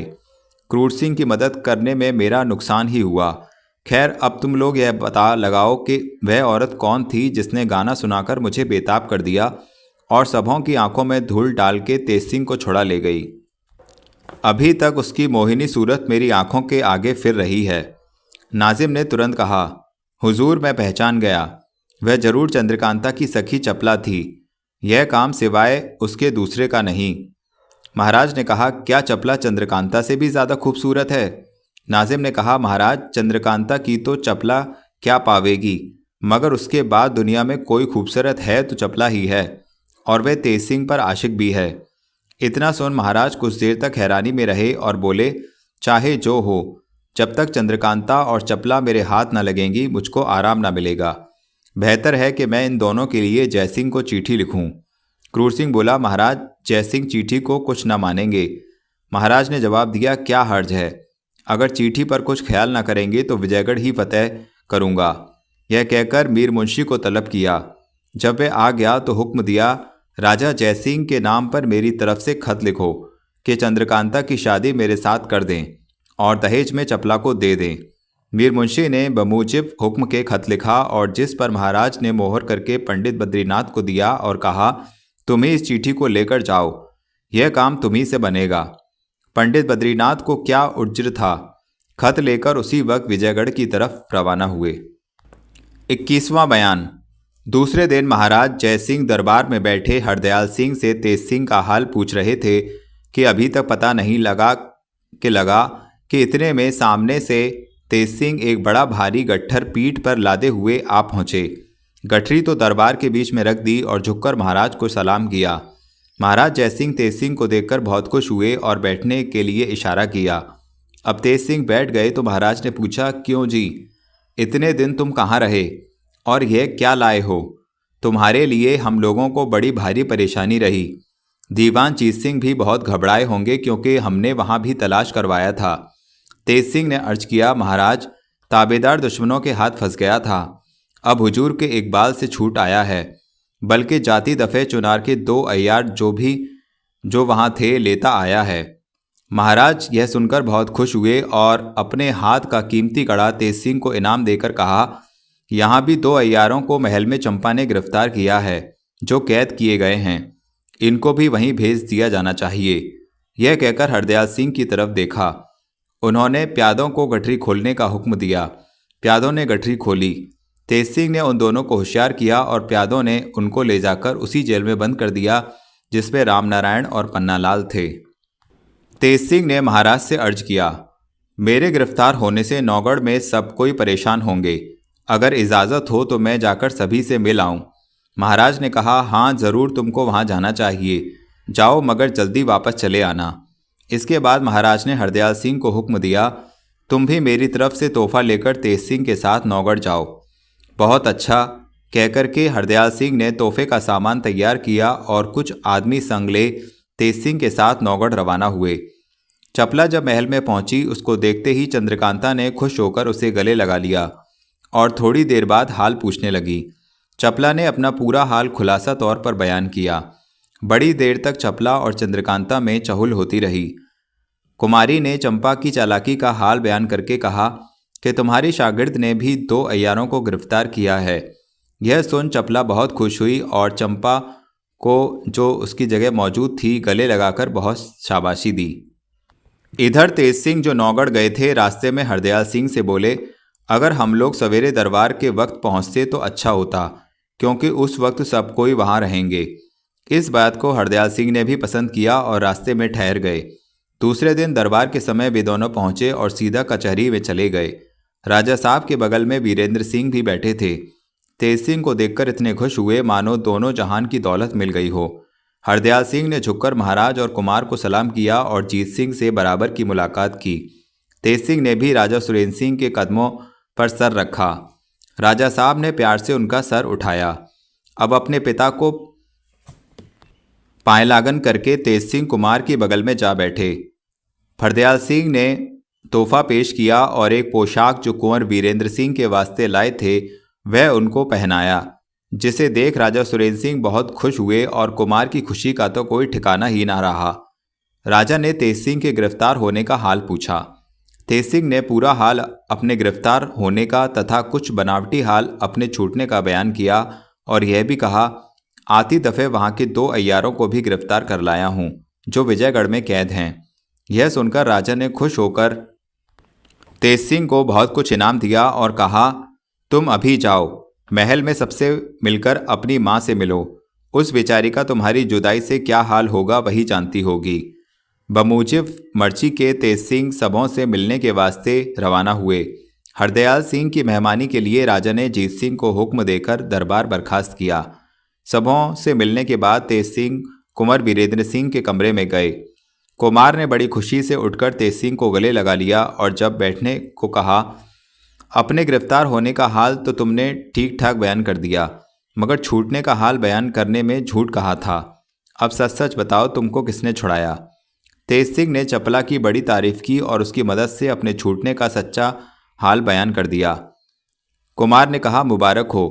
तेज सिंह बोले, पहले आपको मैं मुबारकबाद दे लूँगा, तब कहीं यह नौबत पहुँचेगी कि आप मुझको मुबारकबाद दें। कुमार हंसकर चुप रहे। कई दिनों तक तेज सिंह हंसी खुशी से नौगढ़ में रहे, मगर वीरेंद्र सिंह का तकाजा रोज होता ही रहा। कि जिस तरह हो चंद्रकांता से मुलाकात कराओ। यह भी धीरज धरते रहे। कई दिन बाद हरदयाल सिंह ने महाराज से दरबार में अर्ज किया, कई रोज हो गए ताबोदार को आए यहाँ, वहाँ बहुत हर्ज होता होगा, अब रुखसत मिलती तो अच्छा था। और महाराज ने यह भी फरमाया था कि आती दफ़े तेज सिंह को साथ लेते आना, अब जैसी मर्जी हो। राजा सुरेंद्र सिंह ने कहा, बहुत अच्छी बात है, तुम उसको अपने साथ लेते जाओ। यह कहकर एक खिलवत दीवान हरदयाल सिंह को दिया और तेज सिंह को भी उनके साथ विदा किया। जाते समय तेज सिंह कुमार से मिलने आए। कुमार ने रोकर उनको विदा किया और कहा, मुझको ज़्यादा कहने की ज़रूरत नहीं है, मेरी हालत देखते जाओ। तेज सिंह ने बहुत ढाढ़स दिया और यहाँ से विदा होकर उसी रोज़ विजयगढ़ पहुँचे। दूसरे दिन दरबार में दोनों आदमी हाजिर हुए। महाराज को सलाम कर अपनी अपनी जगह पर बैठ गए। तेज सिंह ने महाराज से राजा सुरेंद्र सिंह की खैरियत पूछी, जिसको उन्होंने बड़ी बुद्धिमानी के साथ बयान किया। इसी समय बद्रीनाथ भी राजा शिवदत्त की चिट्ठी लेते हुए वहां पहुंचे और आशीर्वाद देकर चिट्ठी महाराज के हाथ में दे दी, जिसको पढ़ने के लिए महाराज ने दीवान हरदयाल सिंह को दिया। खत पढ़ते पढ़ते हरदयाल सिंह का चेहरा मारे गुस्से के लाल हो गया। महाराज और तेज सिंह हरदयाल सिंह के मुंह की तरफ देख रहे थे। उसकी रंगत देख समझ गए कि खत में कुछ बेअदबी की बातें लिखी हैं। खत पढ़कर हरदयाल सिंह ने अर्ज किया, यह खत तखलिए में सुनने लायक है। महाराज ने कहा, अच्छा पहले बद्रीनाथ के टिकने का बंदोबस्त करो, फिर हमारे पास दीवान खाने में आओ, तेज सिंह को भी साथ लेते आना। महाराज ने दरबार बर्खास्त कर दिया और महल में चले गए। दीवान हरदयाल सिंह पंडित बद्रीनाथ के रहने और जरूरी सामानों का इंतजाम कर तेज सिंह को अपने साथ ले कोर्ट में महाराज के पास गए और सलाम करके बैठ गए। महाराज ने शिवदत्त का खत सुनाने के लिए हुक्म दिया। हरदयाल सिंह ने खत को महाराज के सामने ले जाकर अर्ज किया और कहा कि अगर सरकार खुद पढ़ लेते तो अच्छा था। महाराज ने खत पढ़ा। पढ़ते ही मारे गुस्से के आंखें सुर्ख हो गईं। खत फाड़कर फेंक दिया और कहा, बद्रीनाथ से कह दो इस खत का जवाब यही है कि यहाँ से चला जाए। बाद इसके थोड़ी देर तक महाराज कुछ सोचते रहे, तब रंज भरी धीवी आवाज में बोले, क्रूर के चुनार जाने ही से हमने सोच लिया था कि जहाँ तक बनेगा वह आग लगाने से न चुकेगा, और आखिर वही हुआ। खैर, मेरे जीते जी उसकी मुराद पूरी ना होगी। साथ ही आप लोगों को भी अब पूरा बंदोबस्त रखना चाहिए। तेज सिंह ने हाथ जोड़कर अर्ज किया, इसमें कोई शक नहीं कि शिवदत्त अब जरूर फौज लेकर चढ़ आवेगा, इसलिए हम लोगों को भी मुनासिब है कि अपनी फौज का इंतज़ाम और लड़ाई का सामान पहले से रख लें। यूँ तो शिवदत्त की नीयत तभी मालूम हो गई थी जब उसने अय्यारों को भेजा था, पर अब तो कोई शक ही ना रहा। महाराज ने कहा, मैं इस बात को खूब जानता हूँ कि शिवदत्त के पास 30,000 फौज है और हमारे पास सिर्फ 10,000, मगर क्या मैं इससे डर जाऊँगा? तेज सिंह ने कहा, 10,000 फौज महाराज की और 5,000 हमारे सरकार की, 15,000 हो गई। ऐसे गीदड़ को मारने को इतना फौज काफ़ी है।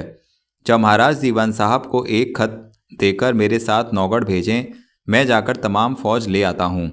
बल्कि महाराज की राय हो तो कुंवर वीरेंद्र सिंह को भी बुला लें और फौज का इंतज़ाम उनके हवाले करें, फिर देखिए क्या कैफियत होती है। दीवान हरदयाल सिंह बोले, कृपानाथ, इस राय को तो मैं भी पसंद करता हूँ। महाराज ने कहा, सो तो ठीक है, मगर वीरेंद्र सिंह को अभी लड़ाई का काम सुपुर्द करना मेरे का जी नहीं चाहता। चाहे वह इस फन में होशियार हो, मगर क्या हुआ, जैसे सुरेंद्र सिंह का लड़का तैसे मेरा, मैं कैसे उसको लड़ने के लिए कहूँगा, और सुरेंद्र सिंह इस बात को कब मंजूर करेंगे? तेज सिंह ने जवाब दिया, महाराज इस बात की तरफ ज़रा भी ख्याल न रखें। ऐसा नहीं हो सकता कि महाराज तो लड़ाई पर जाएं और वीरेंद्र सिंह घर बैठे आराम करें, उनका दिल कभी न मानेगा। राजा सुरेंद्र सिंह भी वीर हैं, कुछ कायर नहीं। वीरेंद्र सिंह को घर में बैठने न देंगे, बल्कि खुद भी मैदान में बढ़कर लड़ें तो ताज्जुब नहीं। महाराज जयसिंह तेज सिंह की बात सुनकर बहुत खुश हुए और दीवान हरदयाल सिंह को हुक्म दिया कि तुम राजा सुरेंद्र सिंह को शिवदत्त की गुस्ताखी का हाल और जो कुछ हमने उसका जवाब दिया है वह भी लिखो और पूछो कि आपकी क्या राय है। इस बात का जवाब आले तो फिर जैसा होगा किया जाएगा, और खत भी तुम ही लेकर जाओ और कल ही लौट आओ, क्योंकि अब देरी करने का मौका नहीं है। हरदयाल सिंह ने बमूजिब हुक्म के खत लिखा और महाराज ने उस पर मोहर करके उसी वक्त दीवान हरदयाल सिंह को विदा कर दिया। दीवान साहब महाराज से विदा होकर नौगढ़ की तरफ रवाना हुए। थोड़ा सा दिन बाकी था जब वहां पहुंचे। सीधे दीवान हरदयाल सिंह के मकान पर चले गए। दीवान जीत सिंह खबर पाते ही बाहर आए। हरदयाल सिंह को लाकर अपने यहाँ उतारा और हाल पूछा। हरदयाल सिंह ने सब हाल खुलासा कहा। जीत सिंह गुस्से में आकर बोले, आजकल शिवदत्त के दिमाग में खलल आ गया है। हम लोगों को उसने साधारण समझ लिया है। खैर देखा जाएगा, कुछ हर्ज नहीं। आप शाम को राजा साहब से मिलें। शाम के वक्त हरदयाल सिंह तेज सिंह के साथ राजा सुरेंद्र सिंह की मुलाकात को गए। वहां कुंवर वीरेंद्र सिंह भी बैठे थे। राजा साहब ने बैठने के लिए इशारा किया और हाल पूछा। उन्होंने महाराज जयसिंह का खत दे दिया। महाराज ने खुद उस चिट्ठी को पढ़ा। गुस्से के मारे कुछ बोल न सके और खत कुंवर वीरेंद्र सिंह के हाथ में दे दिया। कुमार ने भी उसको बखूबी पढ़ा। इनकी भी वही हालत हुई। क्रोध से आंखों के आगे अंधेरा छा गया। कुछ देर तक सोचते रहे। इसके बाद हाथ जोड़कर पिता से अर्ज किया, मुझको लड़ाई का बड़ा हौसला है। यही हम लोगों का धर्म भी है। फिर ऐसा मौका मिले या ना मिले, इसलिए अर्ज करता हूँ कि मुझको हुक्म हो तो अपनी फौज लेकर जाऊं और विजयगढ़ पर चढ़ाई करने के पहले ही शिवदत्त को कैद कर लाऊं। राजा सुरेंद्र सिंह ने कहा, उस तरफ जल्दी करने की कोई ज़रूरत नहीं है। तुम अभी विजयगढ़ जाओ। क्षत्रियों को लड़ाई से ज़्यादा प्यारा बाप बेटा भाई भतीजा कुछ नहीं होता। इसलिए मैं तुम्हारी मोहब्बत छोड़ कर हुक्म देता हूँ कि अपनी कुल फौज लेकर महाराज जयसिंह को मदद पहुँचाओ और नाम पैदा करो। फिर जीत सिंह की तरफ देखकर कहा, फौज में मुनादी करा दो कि रात भर में सब लैस हो जाएं। सुबह को कुमार के साथ जाना होगा। बाद इसके हरदयाल सिंह से कहा, आज आप रह जाएं और कल अपने साथ ही फौज तथा कुमार को लेकर तब जाएं। यह हुक्म दे राजमहल में चले गए। जीत सिंह दीवान हरदयाल सिंह को साथ लेकर घर गए और कुमार अपने कमरे में जाकर लड़ाई का सामान ठीक करने लगे। चंद्रकांता को देखने और लड़ाई पर चलने की खुशी में रात किधर गई कुछ मालूम न हुआ। 22वां बयान। सुबह होते ही कुमार नहा धो जंगी कपड़े पहन हथियारों को बदन पर सजा बाप माँ से विदा होने के लिए महल में गए। रानी ने महाराज ने रात ही सब कह दिया था। वे इनका फौजी ठाट देखकर दिल में बहुत खुश हुईं। कुमार ने दंडवत कर विदा मांगी। रानी ने आंसू भरकर कुमार को छाती से लगाया और पीठ पर हाथ फेर कर कहा, बेटा जाओ, वीर पुरुषों में नाम करो। क्षत्रिय कुल का नाम रख फतेह का डंका बजाओ। शूरवीरों का धर्म है कि लड़ाई में वक्त माँ बाप ऐश आराम किसी की मोहब्बत नहीं करते। सो तुम भी जाओ। ईश्वर करे लड़ाई में बैरी तुम्हारी पीठ न देखें। माँ बाप से विदा होकर कुमार बाहर आए। दीवान हरदयाल सिंह को मुस्तैद देखा। आप भी एक घोड़े पर सवार हो रवाना हुए। पीछे पीछे फौज भी समुद्र की तरह लहर मारती चली। जब विजयगढ़ के करीब पहुंचे तो कुमार घोड़े से उतर पड़े और हरदयाल सिंह से बोले, मेरी राय है कि इसी जंगल में अपनी फौज को उतारूं और सब इंतज़ाम कर लूं तो शहर में चलूं।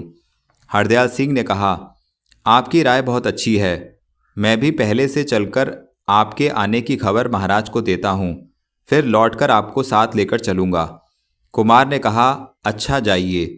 हरदयाल सिंह विजयगढ़ पहुंच कुमार के आने की खबर देने के लिए महाराज के पास गए और खुलासा हाल बयान करके बोले, कुमार सेना सहित यहाँ से कोस भर पर उतरे हैं। यह सुन महाराज बहुत खुश हुए और बोले, फौज वास्ते वह मुकाम बहुत अच्छा है, मगर वीरेंद्र सिंह को यहाँ ले आना चाहिए। तुम यहाँ के सब सरदारों को ले जाकर इस्तकबाल करके कुमार को यहाँ ले आओ। बमूजिब हुक्म के हरदयाल सिंह बहुत से सरदारों को लेकर रवाना हुए। यह खबर तेज सिंह को भी हुई। सुनते ही वीरेंद्र सिंह के पास पहुँचे और दूर से ही बोले, मुबारक हो। तेज सिंह को देखकर कुमार बहुत खुश हुए और हाल पूछा। तेज सिंह ने कहा, जो कुछ है सब अच्छा है, जो बाकी है अब बन जाएगा। यह कहकर तेज सिंह लश्कर के इंतजाम में लगे। इतने में दीवान हरदयाल सिंह में सरदारों के आ पहुँचे और महाराज ने जो हुक्म दिया था कहा। कुमार ने मंजूर किया और सज सजा कर घोड़े पर सवार हो 100 फौजी सिपाही साथ ले महाराज की मुलाकात को विजयगढ़ चले। शहर भर में मशहूर हो गया कि महाराज की मदद को कुंवर वीरेंद्र सिंह आए हैं। इस वक्त किले में जाएंगे। सवारी देखने के लिए अपने अपने मकानों पर औरत मर्द पहले ही से बैठ गए और सड़कों पर भी बड़ी भीड़ इकट्ठा हो गई। सबों की आंखें उत्तर की तरफ सवारी के इंतजार में थीं। यह खबर महाराज को भी पहुंची कि कुमार चले आ रहे हैं। इन्होंने महल में जाकर महारानी से सब हाल कहा, जिसको सुनकर वे बहुत प्रसन्न हुईं और बहुत सी औरतों के साथ, जिसमें चंद्रकांता और चपला भी थीं, सवारी का तमाशा देखने के लिए ऊंची अटारी में जा बैठीं। महाराज भी सवारी देखने के लिए दीवान खाने की छत पर जा बैठे। थोड़ी देर बाद उत्तर की तरफ कुछ धूल उड़ती दिखाई दी और नज़दीक आने पर देखा कि थोड़ी सी फौज चली आ रही है।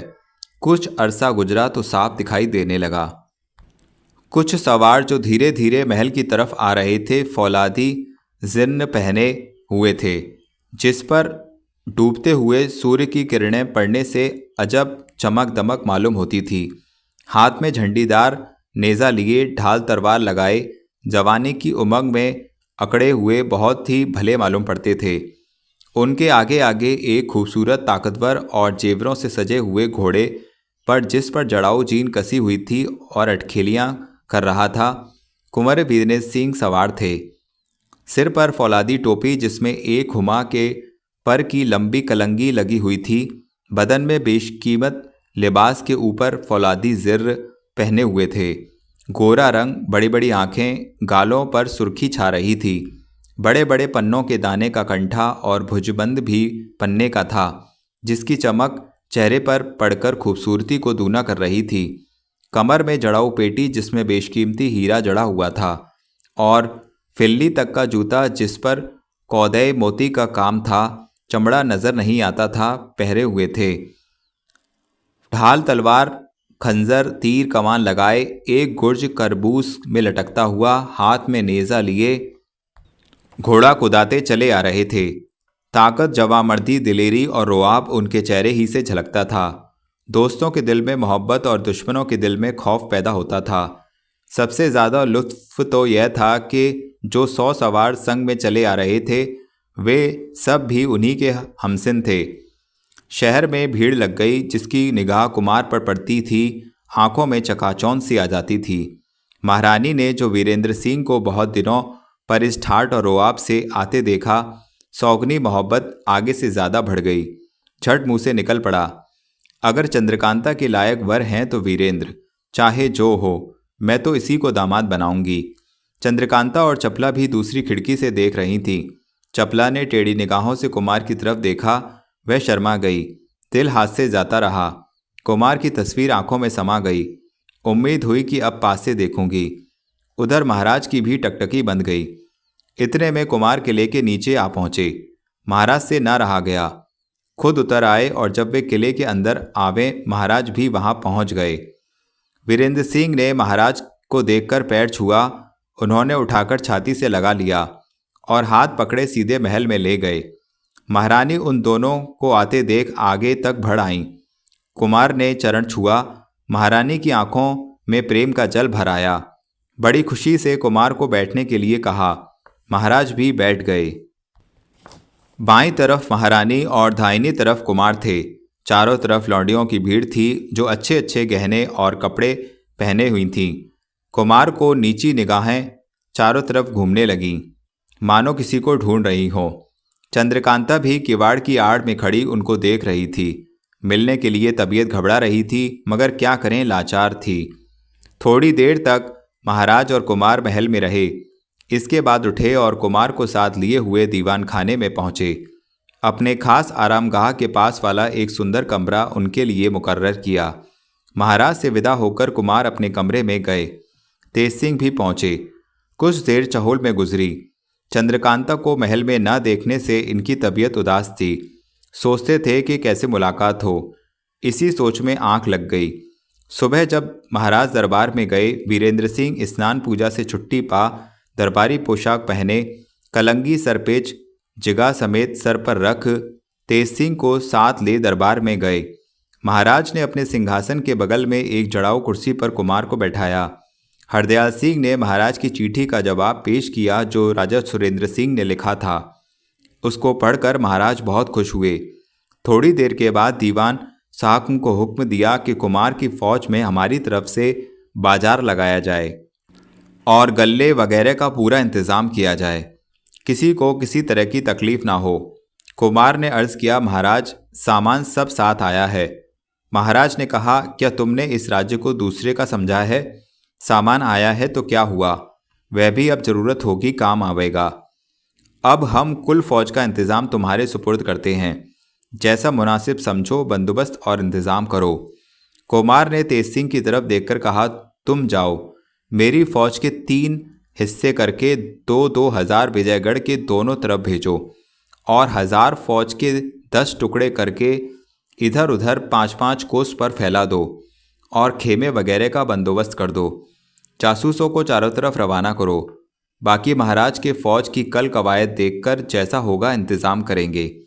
हुक्म पाते ही तेज सिंह रवाना हुए। इस इंतज़ाम और हमदर्दी को देख महाराज को और भी तसल्ली हुई। हरदयाल सिंह को हुक्म दिया कि फ़ौज में मुनादी करा दो कि कल कवायद होगी। इतने में महाराज के जासूसों ने आकर अदब से सलाम कर खबर दिया कि शिवदत्त सिंह अपनी 30,000 फौज लेकर सरकार से मुकाबला करने के लिए रवाना हो चुका है, 2-3 दिन में नज़दीक आ जाएगा। कुमार ने कहा, कोई हर्ज नहीं, समझ लेंगे, तुम फिर अपने काम पर जाओ। दूसरे दिन महाराज जयसिंह और कुमार एक हाथी पर बैठकर फौज की कवायद देखने लगे। हरदयाल सिंह ने मुसलमानों को बहुत कम कर दिया था, तो भी 1000 मुसलमान रह ही गए। कवायद देख कुमार बहुत खुश हुए, मगर मुसलमानों की सूरत देख त्योरी चढ़ गई। कुमार की सूरत से महाराज समझ गए और धीरे से पूछा, इन लोगों को जवाब दे देना चाहिए।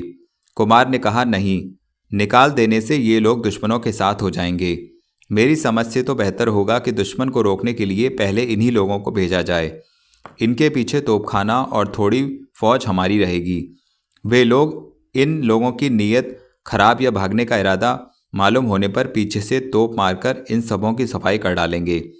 ऐसा खौफ रहने से ये लोग एक दफ़े तो खूब लड़ जाएंगे।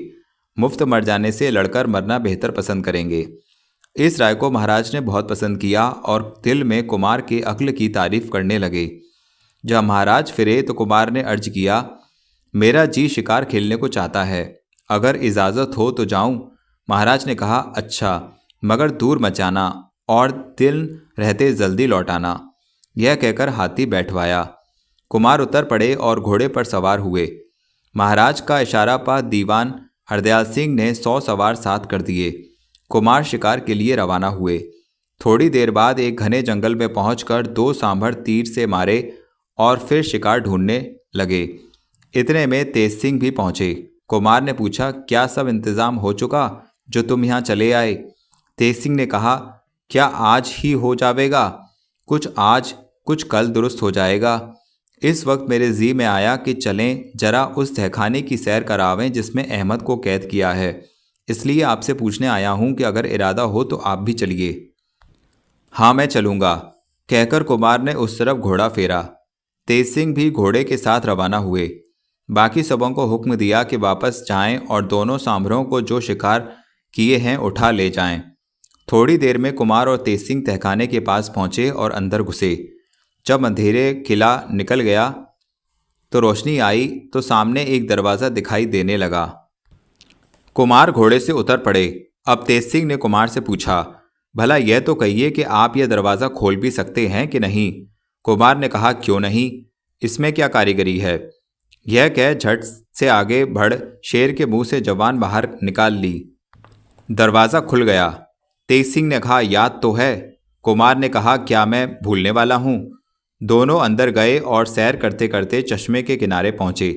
देखा कि अहमद और भगवान दत्त एक चट्टान पर बैठे बातें कर रहे हैं। पैरों में बेड़ी पड़ी है। कुमार को देख दोनों उठ खड़े हुए और बोले, अब तो हम लोगों का कसूर माफ़ होना चाहिए। कुमार ने कहा, हाँ, थोड़े रोज और सब्र करो। कुछ देर तक वीरेंद्र सिंह और तेज सिंह उसमें टहलते और मेवों को तोड़कर खाते रहे। इसके बाद तेज सिंह ने कहा, अब चलना चाहिए, देर हो गई। कुमार ने कहा, चलो। दोनों बाहर चले आए। तेज सिंह ने कहा, इस दरवाजे को आपने खोला है, आप ही बंद कीजिए। कुमार ने यह कहकर कहा कि अच्छा लो, हम ही बंद कर देते हैं। दरवाज़ा बंद कर दिया और घोड़े पर सवार हुए। जब विजयगढ़ के करीब पहुंचे तब तेज सिंह ने कहा, अब आप जाइए, मैं ज़रा फौज की खबर लेकर आता हूँ। कुमार ने कहा, अच्छा जाओ। यह सुन तेज सिंह दूसरी तरफ चले गए और कुमार किले में चले आए। घोड़े से उतरकर कमरे में गए, आराम किया। थोड़ी रात बीते तेज सिंह कुमार के पास आए। कुमार ने पूछा, कहो क्या हाल है। तेज सिंह ने कहा, सब इंतज़ाम आपके हुक्म के मुताबिक हो गया। आज दिन भर में 1 घंटे की भी छुट्टी ना मिली जो आपसे मुलाकात करता। यह सुन वीरेंद्र सिंह हंस पड़े और बोले, दोपहर तक तो हमारे साथ रहे, तिस पर कहते हो कि मुलाकात ना हुई। यह सुनते ही तेज सिंह चौंक पड़े, बोले, आप क्या कहते हैं। कुमार ने कहा, कहते क्या हैं, तुम मेरे साथ उस तहखाने में नहीं गए थे जहां अहमद और भगवान दत्त बंद हैं। अब तो तेज सिंह के चेहरे का रंग उड़ गया और कुमार का मुंह देखने लगे। तेज सिंह की यह हालत देखकर कुमार को भी बड़ा ताज्जुब हुआ। तेज सिंह से कहा, भला यह तो बताइए कि मैं आपसे कहाँ मिला था, कहाँ तक साथ था और कब वापस आया। कुमार ने सब कह दिया। तेज सिंह बोले, बस आपने चौका फेरा। अहमद और भगवान दत्त के निकल जाने का तो इतना गम नहीं, मगर दरवाजे का हाल दूसरे को मालूम हो गया, इसका बड़ा अफसोस है। कुमार ने कहा, तुम क्या कहते हो, कुछ समझ में नहीं आता। तेज सिंह ने कहा, ऐसा ही समझते तो धोखा क्यों खाते, तब न समझे तो अब समझिए कि शिवदत्त के अय्यारों ने आपको धोखा दिया और तहखाने का रास्ता देख लिया। जरूर यह काम बद्रीनाथ का है, दूसरे का नहीं। ज्योतिषी उसको रमल के जरिए से पता देता है। कुमार यह सुन दंग हो गए और अपनी गलती पर अफसोस करने लगे। तेज सिंह ने कहा, अब तो जो होना था हो गया, इसका अफसोस काहे का। मैं इस वक्त जाता हूँ, कैदी तो निकल गए होंगे, मगर मैं जाकर ताले का बंदोबस्त करूँगा। कुमार ने पूछा, ताले का क्या बंदोबस्त करोगे। तेज सिंह ने कहा, उस फाटक में और भी ताले हैं जो इससे ज़्यादा मजबूत हैं, मगर लगाने और बंद करने में बड़ी देर लगती है, इसलिए उन्हें नहीं लगाता था, मगर अब लगाऊंगा। कुमार ने कहा, मुझे भी वह ताला दिखाओगे। तेज सिंह ने कहा, अभी नहीं, जब तक चुनार पर फतेह ना पावेंगे ना बताएंगे, नहीं तो फिर धोखा होगा। कुमार ने कहा, अच्छा मर्जी तुम्हारी। तेज सिंह उसी वक्त तहखाने की तरफ रवाना हुए और सवेरा होने से पहले लौट आए। सुबह को जब कुमार सोकर उठे तो तेज सिंह से पूछा, कहो तहखाने का क्या हाल है। उन्होंने जवाब दिया, कैदी तो निकल गए, मगर ताले का बंदोबस्त कर आया हूँ।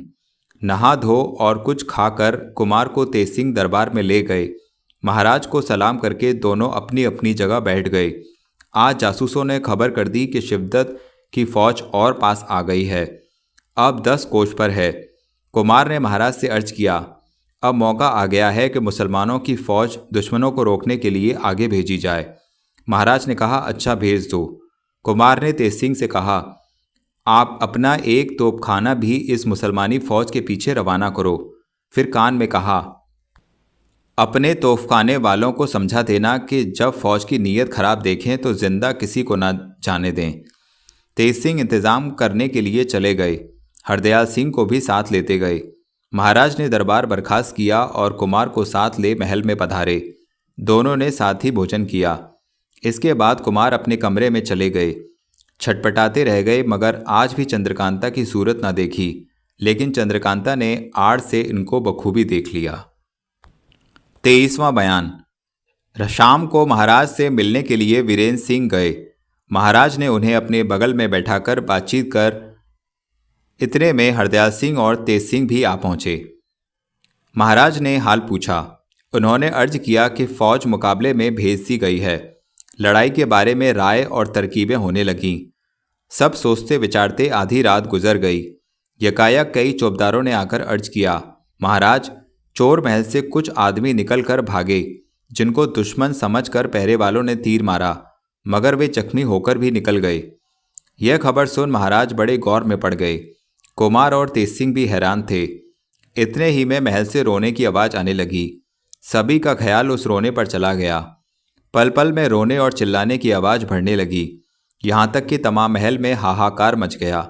महाराज और कुमार वगैरह सबों के मुंह पर उदासी छा गई। उसी समय कई लौंडियाँ दौड़ती हुई आईं और रोते रोते बड़ी मुश्किल से बोली, चंद्रकांता और चपला का सिर काटकर कोई ले गया। यह खबर तीर के समान सबों को छेद गई। महाराज को एक दफ़े हाय कह के गिर पड़े।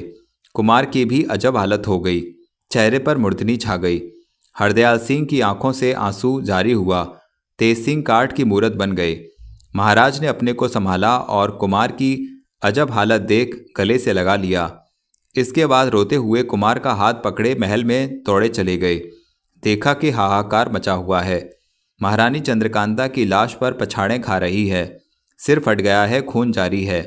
महाराज भी जाकर उसी लाश पर गिर पड़े। कुमार को तो इतनी भी ताकत ना रही कि अंदर जाते, दरवाजे पर ही गिर पड़े। दांत बैठ गया, चेहरा जर्द और मुर्दे की सी सूरत हो गई। चंद्रकांता और चपला की लाशें पड़ी थीं, सिर नहीं था। कमरे में चारों तरफ खून ही खून दिखाई देता था। सबों की अजीब हालत थी। महारानी रो रो कर कहती थी, हाय बेटी तू कहाँ गई? उसका कैसा कलेजा था जिसने तेरे गले पर छुरी चलाई। हाय हाय, अब मैं जीकर क्या करूँगी? तेरे ही वास्ते इतना बखेड़ा हुआ और तू ही ना रही तो अब यह राज्य का क्या हो? महाराज कहते थे। अब क्रूर की छाती ठंडी हुई। शिवदत्त को मुराद मिल गई। कह दो अब आवे विजयगढ़ का राज्य करे, हम तो लड़की का साथ देंगे। यकायक महाराज की निगाह दरवाजे पर गई। देखा वीरेंद्र सिंह पड़े हुए हैं, सिर से खून जारी है। दौड़े और कुमार के पास आए। देखे तो बदन में दम नहीं। नब्ज पर हाथ रखा तो नब्ज का पता नहीं। नाक पर रखा हाथ तो सांसें ठंडी चल रही थीं। अब तो और भी जोर से महाराज चिल्ला उठे, बोले गजब हो गया। हमारे चलते चलते नौगढ़ का राज्य भी गारत हुआ। हम तो समझे थे कि वीरेंद्र सिंह को राज्य दे जंगल में चले जाएंगे, मगर हाय विधाता को यह भी अच्छा ना लगा। अरे कोई जाओ, जल्दी तेज सिंह को लिवा लाओ, कुमार को देखें। हाय हाय, अब तो इसी मकान में मुझको भी मरना पड़ा। मैं समझता हूँ राजा सुरेंद्र सिंह की जान भी इसी मकान में जाएगी। हाय, अभी क्या सोच रहे थे, क्या हो गया? विधाता तैने क्या किया? इतने में तेज सिंह आए। देखा कि वीरेंद्र सिंह पड़े हैं और महाराज उनके ऊपर हाथ रखे रो रहे हैं। तेज सिंह की जो कुछ जान बची थी वह भी निकल गई। वीरेंद्र सिंह की लाश के पास बैठ गए और जोर से बोले, कुमार मेरा जी तो रोने को भी नहीं चाहता, क्योंकि मुझको अब इस दुनिया में रहना नहीं है। मैं तो खुशी खुशी तुम्हारा साथ दूंगा। यह कह कमर से खंजर निकाला और पेट में मारना ही चाहते थे कि दीवार फांद एक आदमी ने आकर हाथ पकड़ लिया। तेज सिंह ने उस आदमी को देखा जो सिर से पैर तक सिंदूर से रंगा हुआ था। उसने कहा, काहे को देते हो जान, मेरी बात सुनो देके कान। यह सब खेल ठगी का मान, लाश देख कर लो पहचान। उठो देखो भालो, खोजो खोज निकालो। यह कह दांत दिखलाता उछलता कूदता भाग गया। तो दोस्तों, इस प्रकार चंद्रकांता का भाग 2 हमारे चैनल पर समाप्त हुआ और इसी के साथ जो ओरिजिनल चंद्रकांता उपन्यास है उसका पहला भाग समाप्त हुआ, क्योंकि हमने आपको बताया था कि चंद्रकांता उपन्यास 4 भागों में है और सभी भागों में अलग अलग बयान हैं, यानी अध्याय हैं। तो दोस्तों, आशा करता हूँ यह कहानी आपको अवश्य पसंद आ रही होगी।